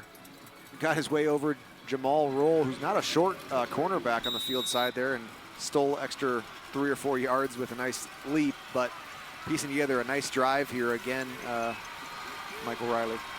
First catch of the game for Cottoy. Now on the Hamilton 30-yard line, Michael Riley moving this Lions offense. Takes the handoff to Butler, and the pass a little too far ahead of Burnham, incomplete. Cameron Kelly and Julian House are into the backfield and weren't close enough to get a hand on Michael Riley. It was more like Michael Riley was trying to pick a way to throw through those 2 bodies and couldn't quite get it to Brian Burnham on the outside. This play is where the Ticats need to put a stall on this drive right now. BC Lions are driving down the field very nicely, and now this is the first, I think, 2nd and 10 of this drive. Mike Riley had the nice run on 2nd and long there, but big chance for the Ticats defense. Riley passing, and he completes to his right. It's Lucky Whitehead, and he has been a favorite target of Riley in the game. It's a first down for the Lions, and they're inside the Hamilton 20.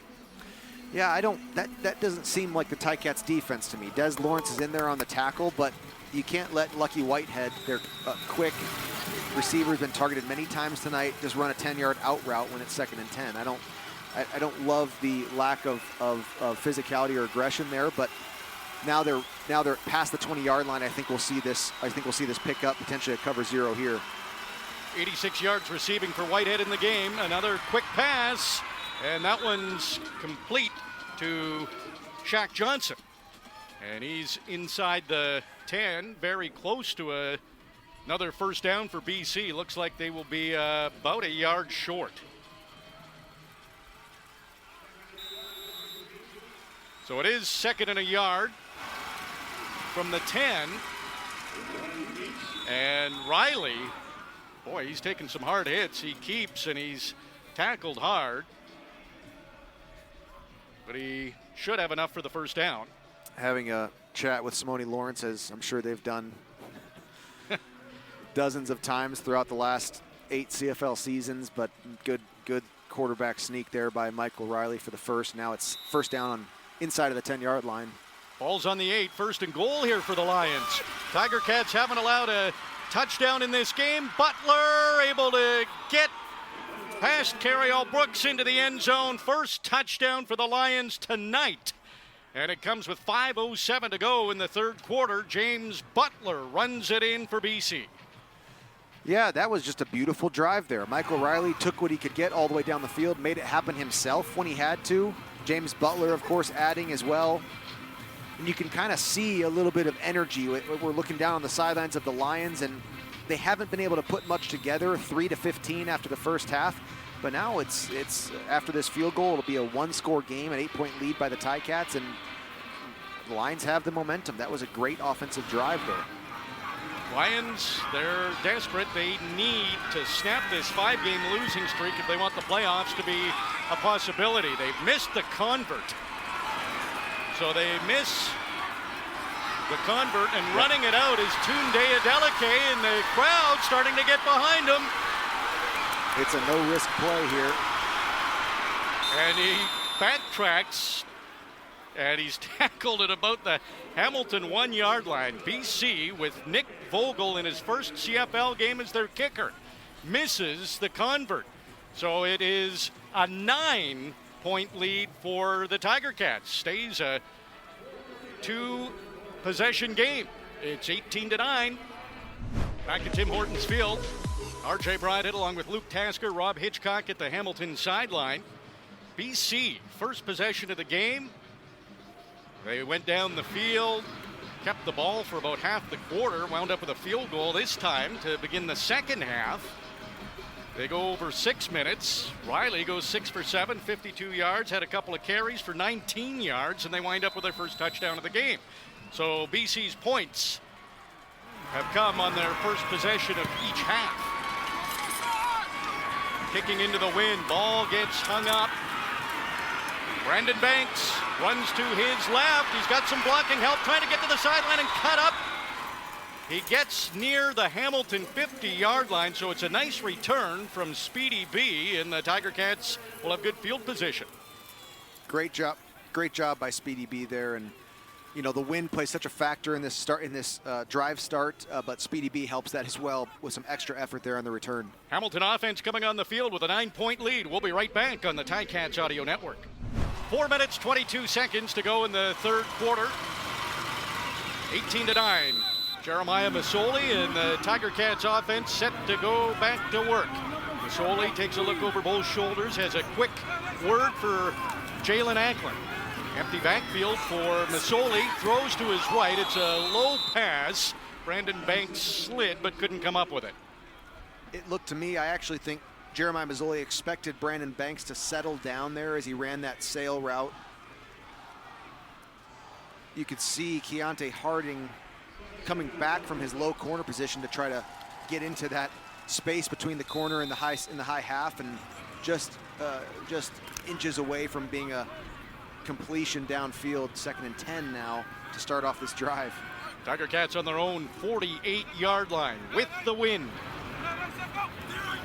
Masoli, he'll be passing again, not a surprise, stays in the pocket, nobody open, now he rolls to his right. Looks like he's going to hang on to this, gets to midfield, took a hard hit. He'll be close to the first down. We'll have to see where they spot this ball. But there's no doubt that Masoli was doing what he could to get to the first down. Looks like he's a yard short. Yeah, a long yard. We'll see what comes on the field here. Dane Evans, all right. They're gonna make this happen. An aggressive call. Masoli just got past midfield, and it is 3rd and a long yard. But you're right, he did everything he could, including lowering his shoulder there, and it's good to see him get up quick because he has had rib, issues earlier this season, but he put his shoulder down and did everything he could to see what Dane Evans has got. It's Hamilton Tiger Cat football, doing what it takes to win. Keontae Hardin with the tackle. Dane Evans in there under center, looking for an opening to burst through, and Evans has that opening. Great job. And it is a first down, so Evans didn't follow Coulterwood-Manzi, went to the left. Great push. Got it. Didn't leave a doubt out there. Dane Evans successful multiple times tonight. Jeremiah back on the field for first down, past midfield now. Great cohesive offensive drive so far. Evans has come in short yardage a couple of times, 7 yards. Now on the 51-yard line of the BC Lions. Don Jackson gets the handoff, and he is hit immediately and taken down by Tim Bonner. And that will be a minimal gain, if any, for Jackson. Well, second time we've seen 2nd and 10 on this drive. You're not gonna be able to do that drive after drive and quarter after quarter. But we'll see what the Tommy Condell and Jeremiah Mazzoli can put together this time and see if they can keep this thing going. But they've got to figure out a way to be a little bit more efficient and productive on first down. 4 receivers to the wide side of the field on the BC 51. Mazzoli under pressure, has to scramble. Now he throws, and the ball's tipped up in the air. It goes incomplete. The intended receiver was Tim White, but he was surrounded by BC Lions. And Hamilton will have to punt. Everything had broken down already. Taking a look at it, Tim White was doing his best to just find a place. Tommy Condell calls that the jazz session, when you stay within a certain pattern, but you got to just make it. You got to get open and be creative about it. Not able to get it done there. Joel Whitford, the Australian punter. 3rd punt tonight for Whitford, and he's standing on his own 45-yard line with the win. Quadri Henderson, his first game in the CFL, he lets this one go into the end zone, and Henderson will pick it up and take a knee. So it'll be a single for the Tiger Cats, and Henderson let that ball go. So more points for Hamilton. Let's head down to the Tiger Cats sideline. What is happening, Hitch? On the first possession of each half, the Lions seem to move the ball and then can't do it after that. Yeah, it seems like a theme this game. You know, both teams have been doing it as soon as they came out of the first half and the second. So, you know, I did see the disappointment on that on the last from the offense when they came off. Just with a minute, they got to put points on the board with the wind. You know, whether it be a field goal or whatnot. But guys, I'll tell you, Mark Washington got the defense together about 5 minutes ago and just lit them up. Just told them that it was way too soft. Those guys can't be moving the ball like that on them. They're a lot better than that, and got them motivated. So we'll see on this series what they do.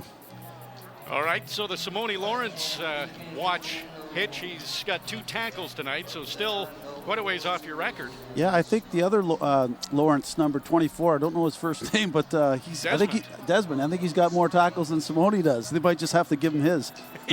You're right, he has 6 in the game. If that was on Simone's side, you'd be ready to hand over the title. Yep, that's okay. I'm ready to do it. Rob Hitchcock on the sideline with a minute and 3 seconds to go in the 3rd quarter. Last drive, Michael Riley was moving the Lions offense, went 6 for 7, passed for 52 yards, carried the ball a couple of times for 19 yards. And now the Lions will get another opportunity after giving up that single.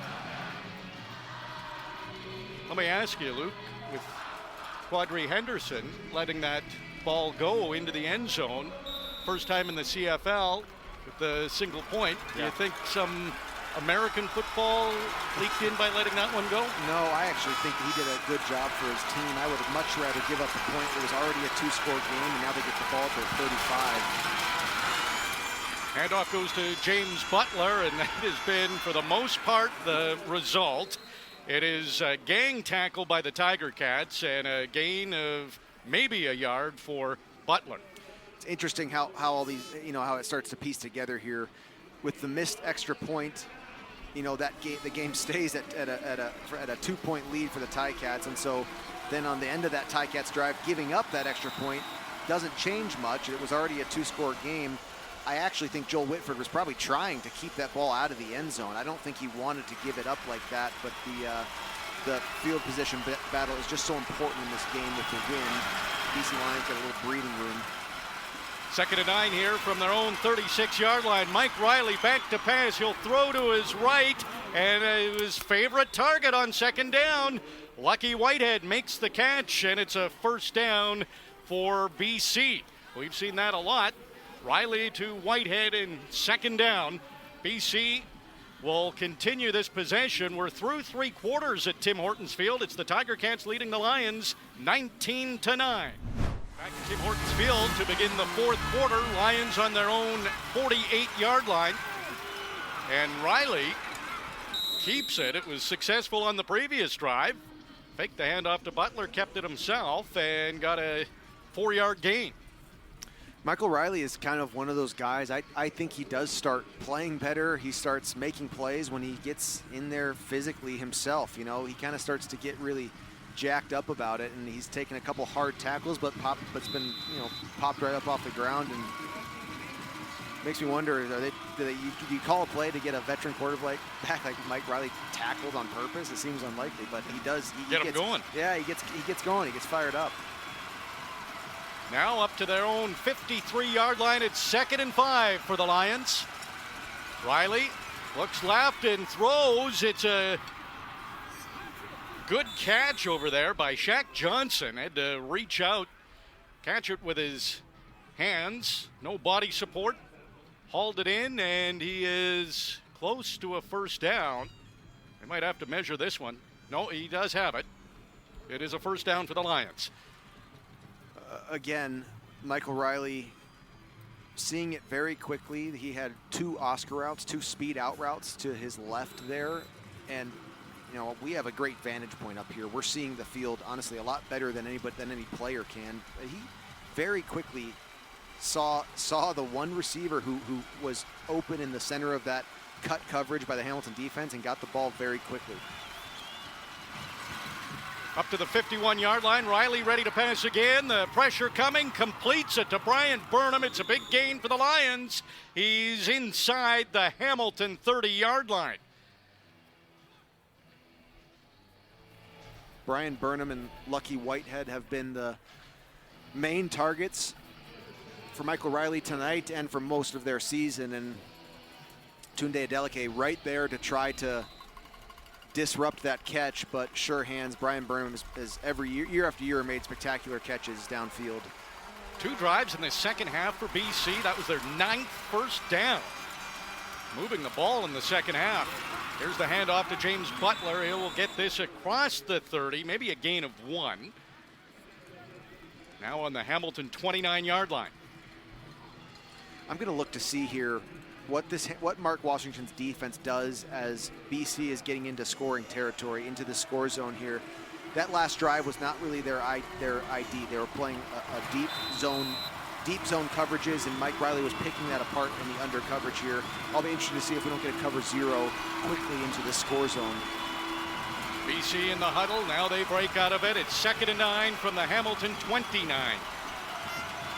3 receivers to the wide side of the field. Mike Riley looks that way immediately. And the pressure comes from the Tiger Cats.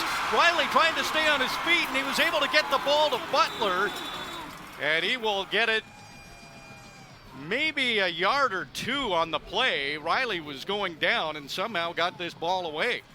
Yeah, very impressively, he saved his kicking unit at 10 yards, making this field goal 10 yards shorter, but great rush and great blitz there by the Hamilton defense to force this 3rd and 7 in a field goal situation there. An underhand toss to Butler.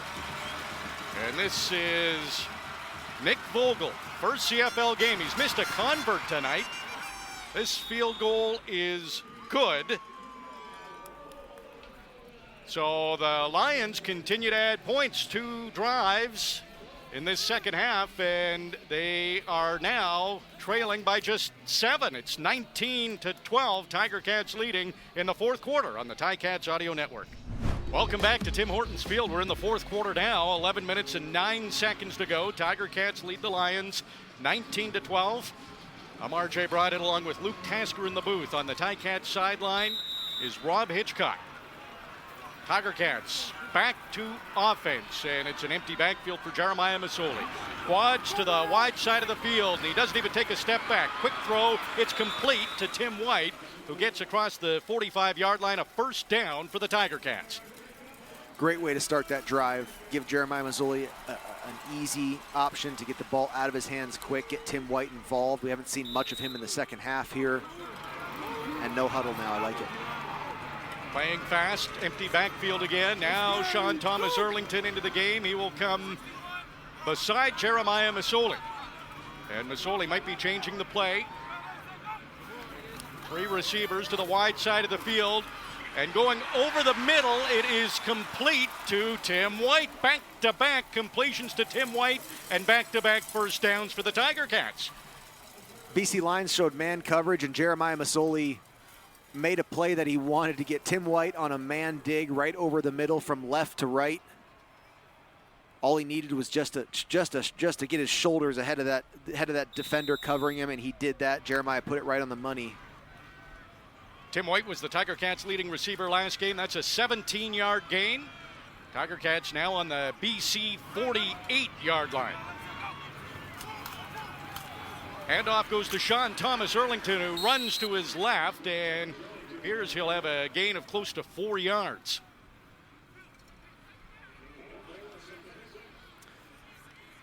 That 2nd and 6 is just, every offensive coordinator sees that, and you just wish that could see 2nd and 5. It just feels a lot better, a lot more comfortable to call your play. That's what you're looking for on first down, is to get half. You just want to get half of that and give yourself that beautiful run pass option of the 2nd and 5 here. Empty 2nd and back. 6 just feels so much harder. You're right, Luke. So empty backfield. We know Mazzoli's going to pass on the BC 45. He's got an open receiver. It is caught by Jalen Anklin, who will get to the 35-yard line, it looks like, and that's another first down for the Tiger Cats. They continue to move the ball on this drive.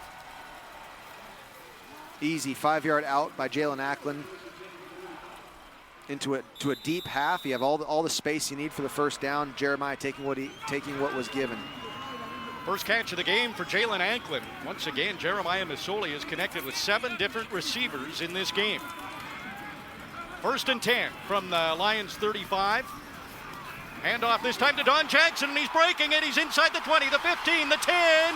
Lions able to track him down just before he gets to the end zone. He's inside the 5.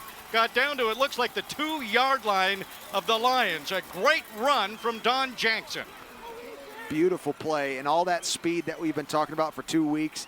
We haven't seen it much on the outside, though. Don Jackson's had all these runs up the middle where he's gotten through the front 4 of the opposing defense and into the linebacking core, and there we see him get the ball out to the edge a little bit. That looked nice.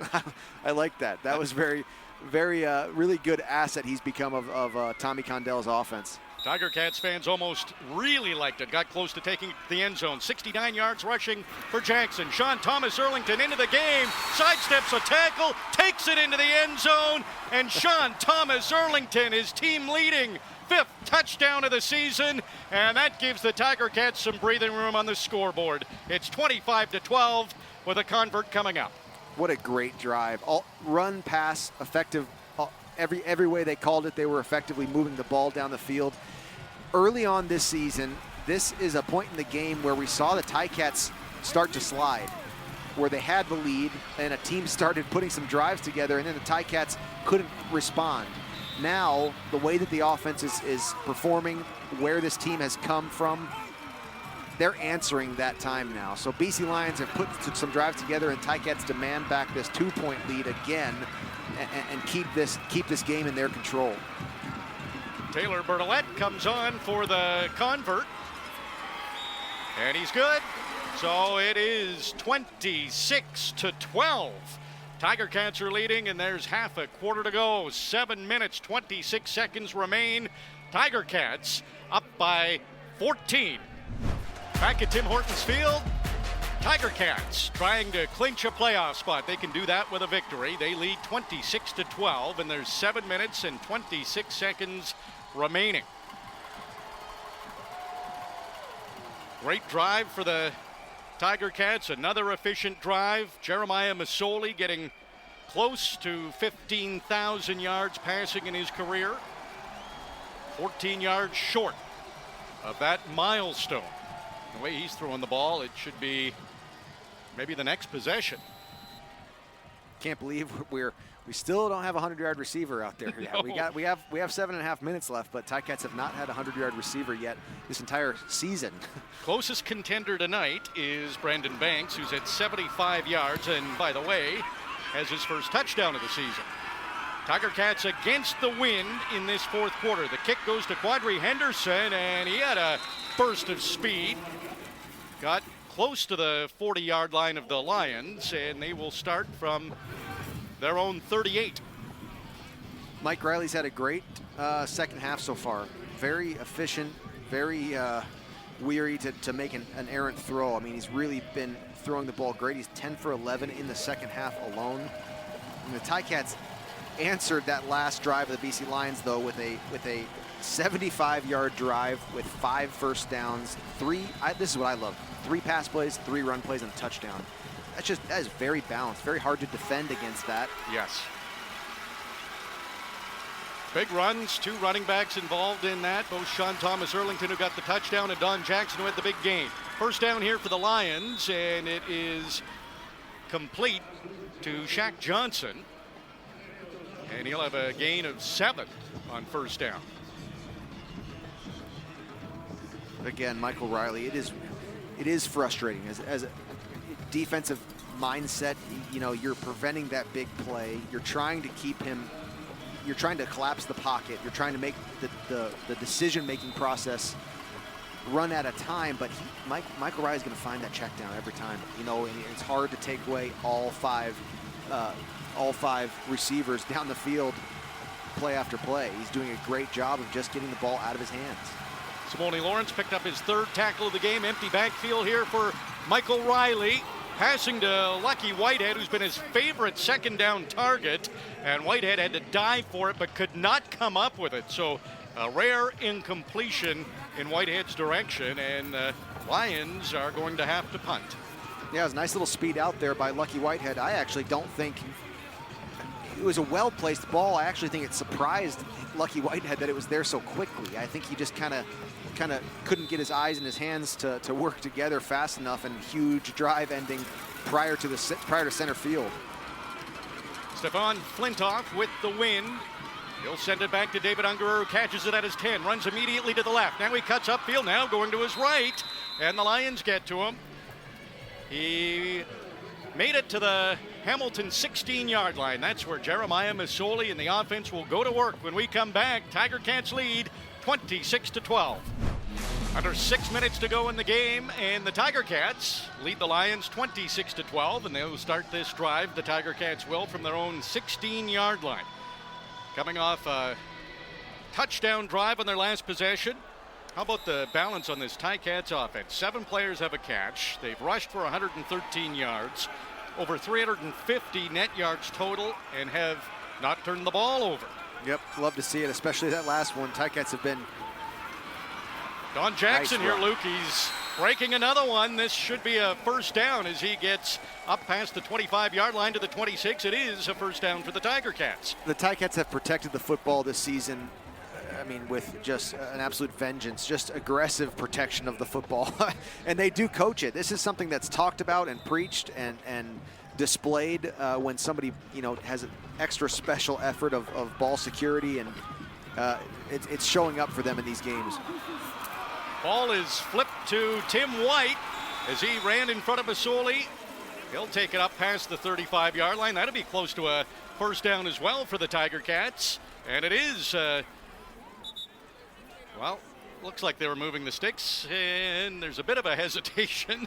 They were on their way, and they are going to move the sticks. So it is a first down. It was close, but another unorthodox play by the Tiger Cats offense. You're right. And Don Jackson, beautiful and I mean, just all effort and speed run for a first down to start the drive, and then effectively part of the run game, but actually Sully's going to get some pass yards on a little toss right to Tim White there for another first down. And, you know, BC Lions used the wind and the field position battle and to make the Ticats start off deep in their own end, and after 2 plays, Ticats have earned their way to their own 37. And that feels a lot different. I'm telling you, you get a little momentum, a couple successful plays, and now you have gotten yourself away from your own end zone. Started on their own 16. They've accumulated 21 yards so far. Handoff to Jackson that time. Won't be quite as productive. He ran to his right, and the Lions were able to overload that side and force him out of bounds. It's a loss of a yard and a half, maybe 2 yards.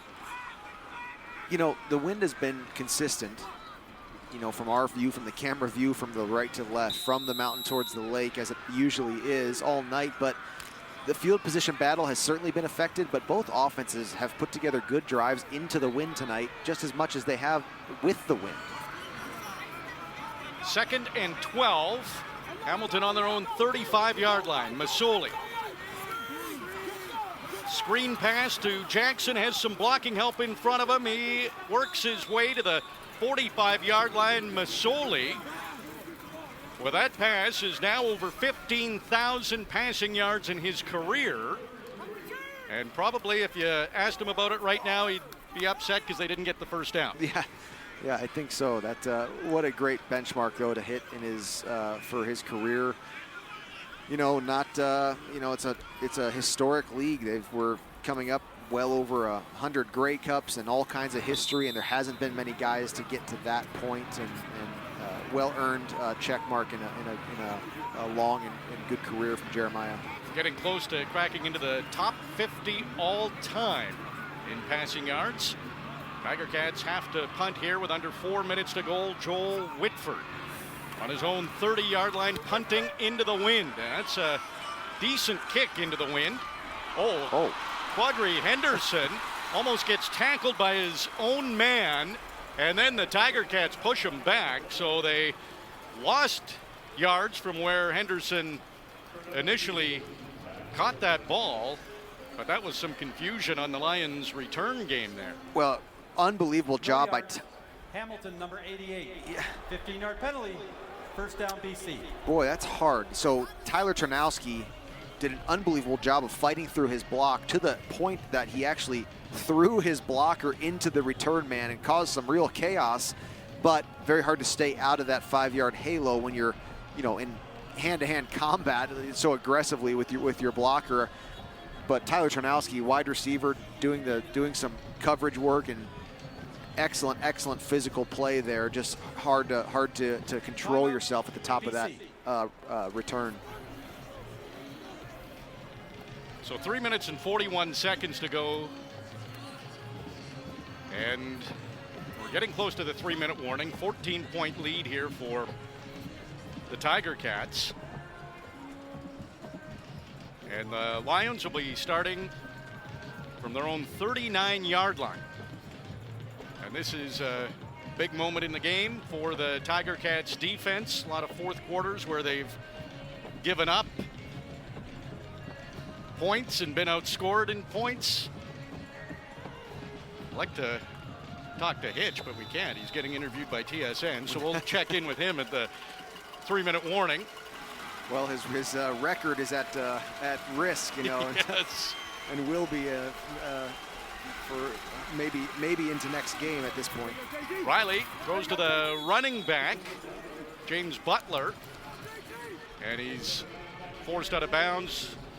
Jagera Davis there. Gain of looks like 2 yards. Jagera Davis finds himself out to the flat in coverage on a running back. Not his usual position on the field, but honestly, secure, solid open field tackle there by a defensive end on a running back. 2nd and 9 for the Lions. They're on their own 40-yard line. With the wind, they're trailing by 14.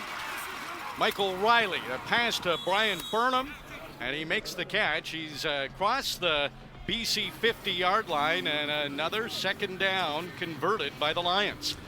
I like the call. Mark Washington went cover 0 there and brought it very late. Tunde Adeleke from the safety blitz coming from the defensive secondary, but Mike Riley is seeing that very quickly tonight. And Brian Burnham, you know, he's a receiver that's got a lot of trust to be where he needs to be when Michael Riley expects him to be there, and those two vets able to make that completion against cover 0. Burnham came in 3rd in the league in receiving yardage. Another completion here from Riley. This time he finds Rhymes, and it's inside the Hamilton 35-yard line, so the Lions moving the ball again. Dominique Rhymes with the reception, 31 yards.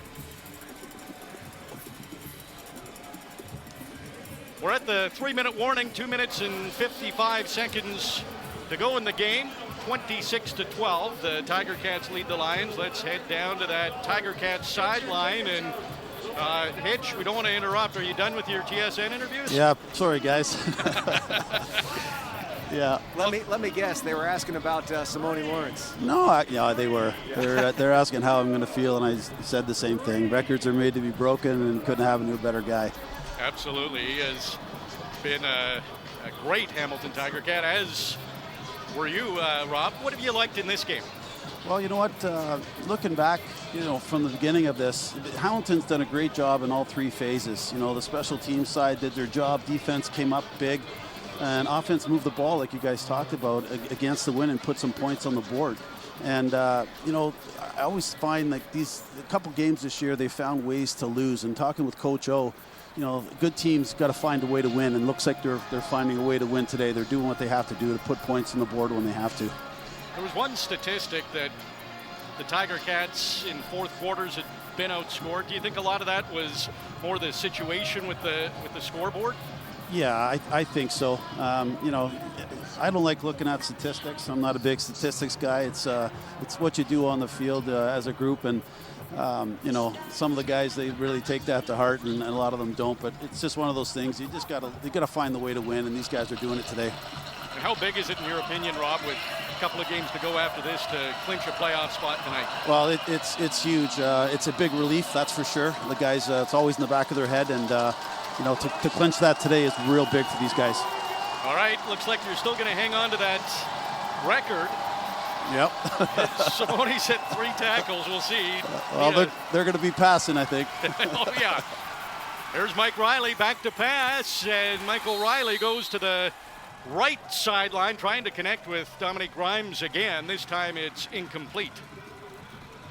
Jamal Roll running up in coverage there, and I thought he was going to get the pick, which would have surely been a 80-yard touchdown run back. He gets another bat down. I think he's got the outright lead now for knockdowns across the league. He's played just so well all year. And again, they've forced now a BC line 2nd and 10, and they've got to make a difference here to keep this a comfortable 2-score lead. That was only the 3rd incompletion for Mike Riley in this half. Needs a completion here to keep this drive alive. And he does complete it to Butler, and about 3 times it looked like Butler was going to go down. He has had some tough runs. He's tough to bring down, and he is very close to a first down. You can tell just how strong James Butler is. People really bounce off of him. He stays on his feet. He wasn't juking, making anybody miss, but he got an extra really 5 yards there from just getting bounced around and staying alive, and now they've got a short 3rd for a quarterback sneak. Just inches, and Mike Riley will keep it. Take a step to his right, and there's plenty of room there for Riley to get the first down and keep this drive going. 2 minutes and 32 seconds remain, and the Lions are inside the Hamilton 25-yard line. Ball's on the 24. It's a 14-point game. Tiger Cats lead 26-12. Lions trying to snap a 5-game losing streak, keep their playoff hopes alive. Rhymes makes the catch. He's hit immediately by Jamal Roll, and it looked like Roll was surprised he was able to hang on to it. Yeah, it did. I do think he timed it up pretty nice. I thought he was going to be able to bat that down and create the incompletion, but again, now, great. BC, they are doing what they need to do. They're putting off drives together. They're not playing bad. 2nd and 3. Riley under pressure. Finds his running back again, James Butler, and he is very close to a first down once again. That has been a reliable option for Mike Riley, the check down to James Butler. Yep, and this gets tough defensively for the Ticats now. Even if James Butler comes up short there, even if they have a 3rd and not a quarterback sneak scenario, they're in go-for-it time now. So you're going to have to play 3-down football no matter what. They did get the first down. They're on the Hamilton 14. Riley ready to throw again, stayed in the pocket, and the pressure came. So now he's rolling to his right. He's going to hang on to it. He's hit by Jagarrett Davis, who was right there with him. A long run for Jagarrett Davis, way over to the far side of the field. Riley manages a gain of 4 on first down. Great job by the Hamilton secondary there. So they're going to be going for it on third. It's third down territory here, and it's second and 8, but on the 10-yard line. The enemy for BC Lions is the clock right now. Hamilton just has to keep them out of the end zone for long enough. Here's Riley throwing for the end zone. The ball is caught by Burnham, and they're going to spot him at the 1-yard line. So he was inside the goal line, but had to come back for that pass. He's down at the 1. Minute 28 to go in the game. Nice route by Brian Burnham there. Come back to the right side of the field. Riley over 300 yards passing tonight, and he keeps. And no signal. They might have whistled this down. Snap, the previous play is under review for a potential scoring play. Interesting. So if part of his body is touching the end zone, even if he certainly catches this ball, like the point of the catch is back in the field, right? It's at something like the 1-yard line, but if his foot is still in the end zone, again, he was running a comeback route. He was deep into the end zone and then came back downfield, and if part of his body still touches the end zone, and it certainly is when we're watching this on replay, then that'll count as a touchdown, and this will get overturned here. So Brian Burnham, they'll take a look at it, but I think you're right, Luke. It would be Burnham's 5th touchdown of the season. That would tie him for the team lead if this is ruled a touchdown. It's Carriel Brooks there in coverage and tight coverage. I mean, that is just a great throw and catch. That's, again, veteran quarterback with a lot of trust with this veteran receiver and putting that where he knows he's got a chance at it and where he knows it's not going to turn into an interception. I love watching Jeremiah Mazzoli and Michael Riley sort of battle this game out. And nothing spectacular, right? We haven't. It's not the game that Jeremiah Mazzoli had last week in Edmonton, where there was just explosive pass after explosive pass. We certainly haven't seen that explosive offense from BC either. But both of these quarterbacks are taking everything that they can get. They're throwing high probability throws and refusing to make a critical error like turning the ball over. No question about it. So we're in a review situation here. Brian Burnham, here's the announcement. Review, is it a touchdown? The ruling on the field stands. It's first down on the 1-yard line. So that's interesting. Yeah, it looked like. So I can be wrong, I guess. Well, Ticats fans are okay, you're wrong here. Yeah. But it is first and goal from the 1. So they add a couple of seconds onto the clock as well. Minute 31 to go. Lions, they don't have time to mess around too much here. They've got to get this into the end zone if they want to make a miraculous comeback in this game. And Riley trying to keep. They didn't get it, Luke. Wow. I think the Tiger Cats stopped them. There was not a good push. The Ticats defense held their ground very effectively. So no touchdown on first down from the 1. Julian Hauser gets an unbelievable leap and stops the orange mass from progressing. Riley tries it again. His first burst, not good enough, but he keeps the legs moving, and he gets into the end zone. Riley keeps it for the touchdown, and the Lions are staying in this game. It's currently 26-18, and they are going to go for the point. 1. Yep, definitely extra point decision here, right? There's no sense in going for 2. If they're able to score another touchdown, then you get that decision where you want to try to win this in regulation or not. But really, the benefit of Brian Burnham not scoring that touchdown is that it ate up an additional 13 seconds off the clock. That was really all that could be gained, but good for the Ticats no less. In comes Nick Vogel. Again, his first CFL game. He has missed a convert tonight, and he's missed another one. That's his second convert that he missed, and the Lions just can't find a consistent kicking game, and Vogel is limping off the field. It looks like he's favoring his right leg, his kicking leg. Interesting. So hard to say what could have happened there, but something's hurting him bad, and that is not good because he has to go kick an onside kick right now, I would think. And if he's not, we're getting a look at the replay here. Well, it is a cool night. Wouldn't say it's overly cold, but with the wind, maybe -1. So Stefan Flintoff down there, the punter for the BC Lions, is sort of going through the onside kick motion right now. That's never a great thing to throw into the mix right before a critical onside. All of a sudden the punter's got to do this. Well, let me ask you, Luke, Yeah. how often would a punter practice the onside kick? These specialists got a lot of time on their hands, I'm not going to lie. So it's not like it's been years since he's done this, but certainly even just mentally, you're not really thinking that's going to be a responsibility that falls to you. But truthfully, the answer to your question is every now and again, these guys do practice each other's responsibilities because these things happen. But for such a specialty play like this, unusual, we'll see we'll see how good of a chance he can give his hands team here to get down there, but it's a must. 26-18, Tiger Cats lead. It's an 8-point game. BC just scored a touchdown. 71 yards. Mike Riley, the quarterback keeper. Now the Lions trying an onside kick. It's up in the air. Looks like it's enough for 10 yards, and the ball is batted out of bounds right at the BC sideline.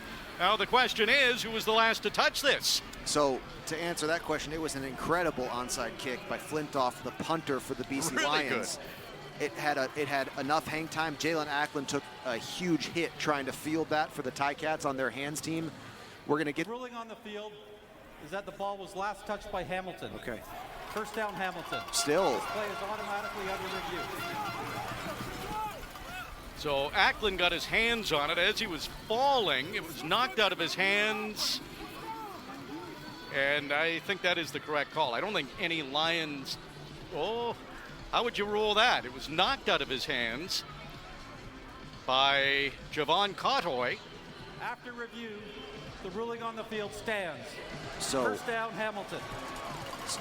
It's such an interesting CFL rule there. It is the last person to touch the ball, and that person has to establish themselves in bounds after touching it.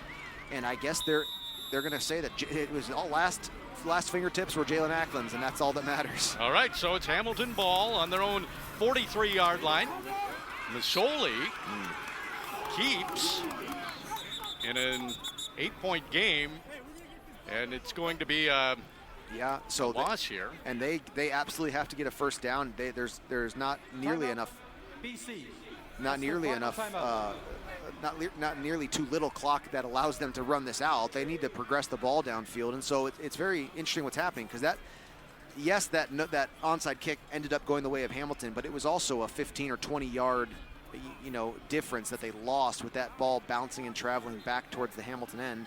And now Jeremiah Mazzoli just got tackled for a 5-yard loss again. So Hamilton's on their own 37 and has a 2nd and 15. It's not great. They really got to make hay down the field right now. It was a low snap, and Adam Konar got to Masoli quickly. So yes, as you said, Luke, 2nd and 15 on their own 38. And it's a handoff to Don Jackson, who will get close to the original line of scrimmage. And it's 3rd and 12 yards, so the Tiger Cats are going to have to punt this ball into the wind. Yep.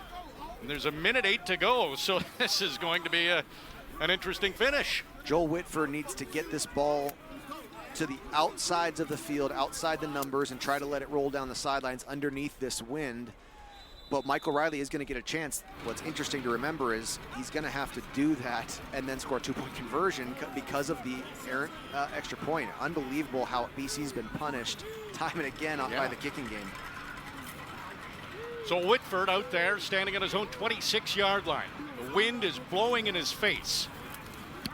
Whitford's kick, that'll bring Quadri Henderson in. It's a short kick, lands at the 36. Quadri Henderson is tackled immediately by Kyle Wilson, but there are flags. And was he inside the 5 yards? Well, it wasn't the kick that I was hoping for, and it's very hard to do. Very, very hard to punt at Tim Hortons Field when the wind is acting up. But that ball got caught up in the air and drifted back towards the hash. Let's see what this call is. No yards interference. Hamilton, number 27. That's a 15-yard penalty. First down, BC. Now, okay, so they're calling that 15, which is what happened earlier in this game. They're saying that there was no effort made by Kyle Wilson to get back outside of that halo, even though the ball touched the ground. I'm not so convinced on that one, but unbelievable opportunity for Michael Riley. He's had a good second half, 17 for 21, 166 yards. It is a one-score game. Riley, drop back to pass. He was under pressure. Now he moves up in the pocket and completes it inside the 45-yard line to Javon Cottoy, who comes up with an important catch. And now look at the Lions. They're inside Hamilton territory. Already to the 43. They're up on the line. The clock starts to run now. Under 30 seconds left. That last punt was only a net 20 yards, RJ. Brutal operation there by the punt team. Lions are taking advantage of it, Luke. 3 receivers to the short side of the field, but he goes to James Butler, who's been good in the running game and very good in the receiving game. Stavros Katsantonis with the big hit to finish Butler off after a 5-yard gain for the Lions. Again with the check down that Mike Riley's hit all night, but there's only 11 seconds left now, and it's second down on the 37-yard line of Hamilton. And clock's running. Hamilton has moved the majority of their defense back near their goal line. Riley has to put this in the end zone. It's the last play barring any flags. He goes to the end zone, and there are a bunch of Tiger Cats there. It was Rhymes. It was a jump ball. It was knocked down. The Tiger Cats win the ball game. No flags on the field. We had to look around, but no flags. And the Tiger Cats wound up being a nail-biter here at Tim Hortons Field. Last play of the game, it came down to 26-18. Tiger Cats win 3 in a row for the first time this season. And Luke, they're in the playoffs. They're in, and that is a great, great feeling. There's 2 games left in the regular season, but they know they're at least going to have a shot at the Grey Cup when it's all said and done at the end of this regular season. And you can really, really see just a BC Lions team that's really disheartened. Mike Riley just really, really wishing that they had more time in this game because they've been playing well in the second half. But they're not out of it. Their chances are not totally gone. Obviously, it gets more and more difficult with every loss, but there are some things that can develop in the West still that will allow them a playoff berth, but they will not cross over to the East for the playoffs. That possibility is now not possible, meaning Toronto, Hamilton, Montreal will all be in the postseason. Yeah, that's right. The seeding still to be determined, and that sets up a massive game next week for the Tiger Cats as they visit the Argonauts. Argos in Ottawa tomorrow, so we'll see how everything shakes down in the East Division, but it's a big win for the Tiger Cats tonight. They're 3rd in a row. They improved to 7-5 on the season, 4-2 at Tim Hortons Field. The defense get another big interception, 14th of the season for the team. And they have an interception in 9 of their last 10 games. But the Tiger Cats are in the playoffs. Coming up post-game, Coach O, Jeremiah Masoli, and Luke Tasker will join Andy and Louie for a chat. Post-game coverage is coming up next. Tiger Cats beat the Lions 26-18 tonight. For our executive producer, David Cadeau, our statistician, Jeff Girodad, and for Luke Tasker, I'm RJ Broadhead. Thanks for listening to Hamilton Tiger Cats football on the Ticats Audio Network. Ticats Audio Network.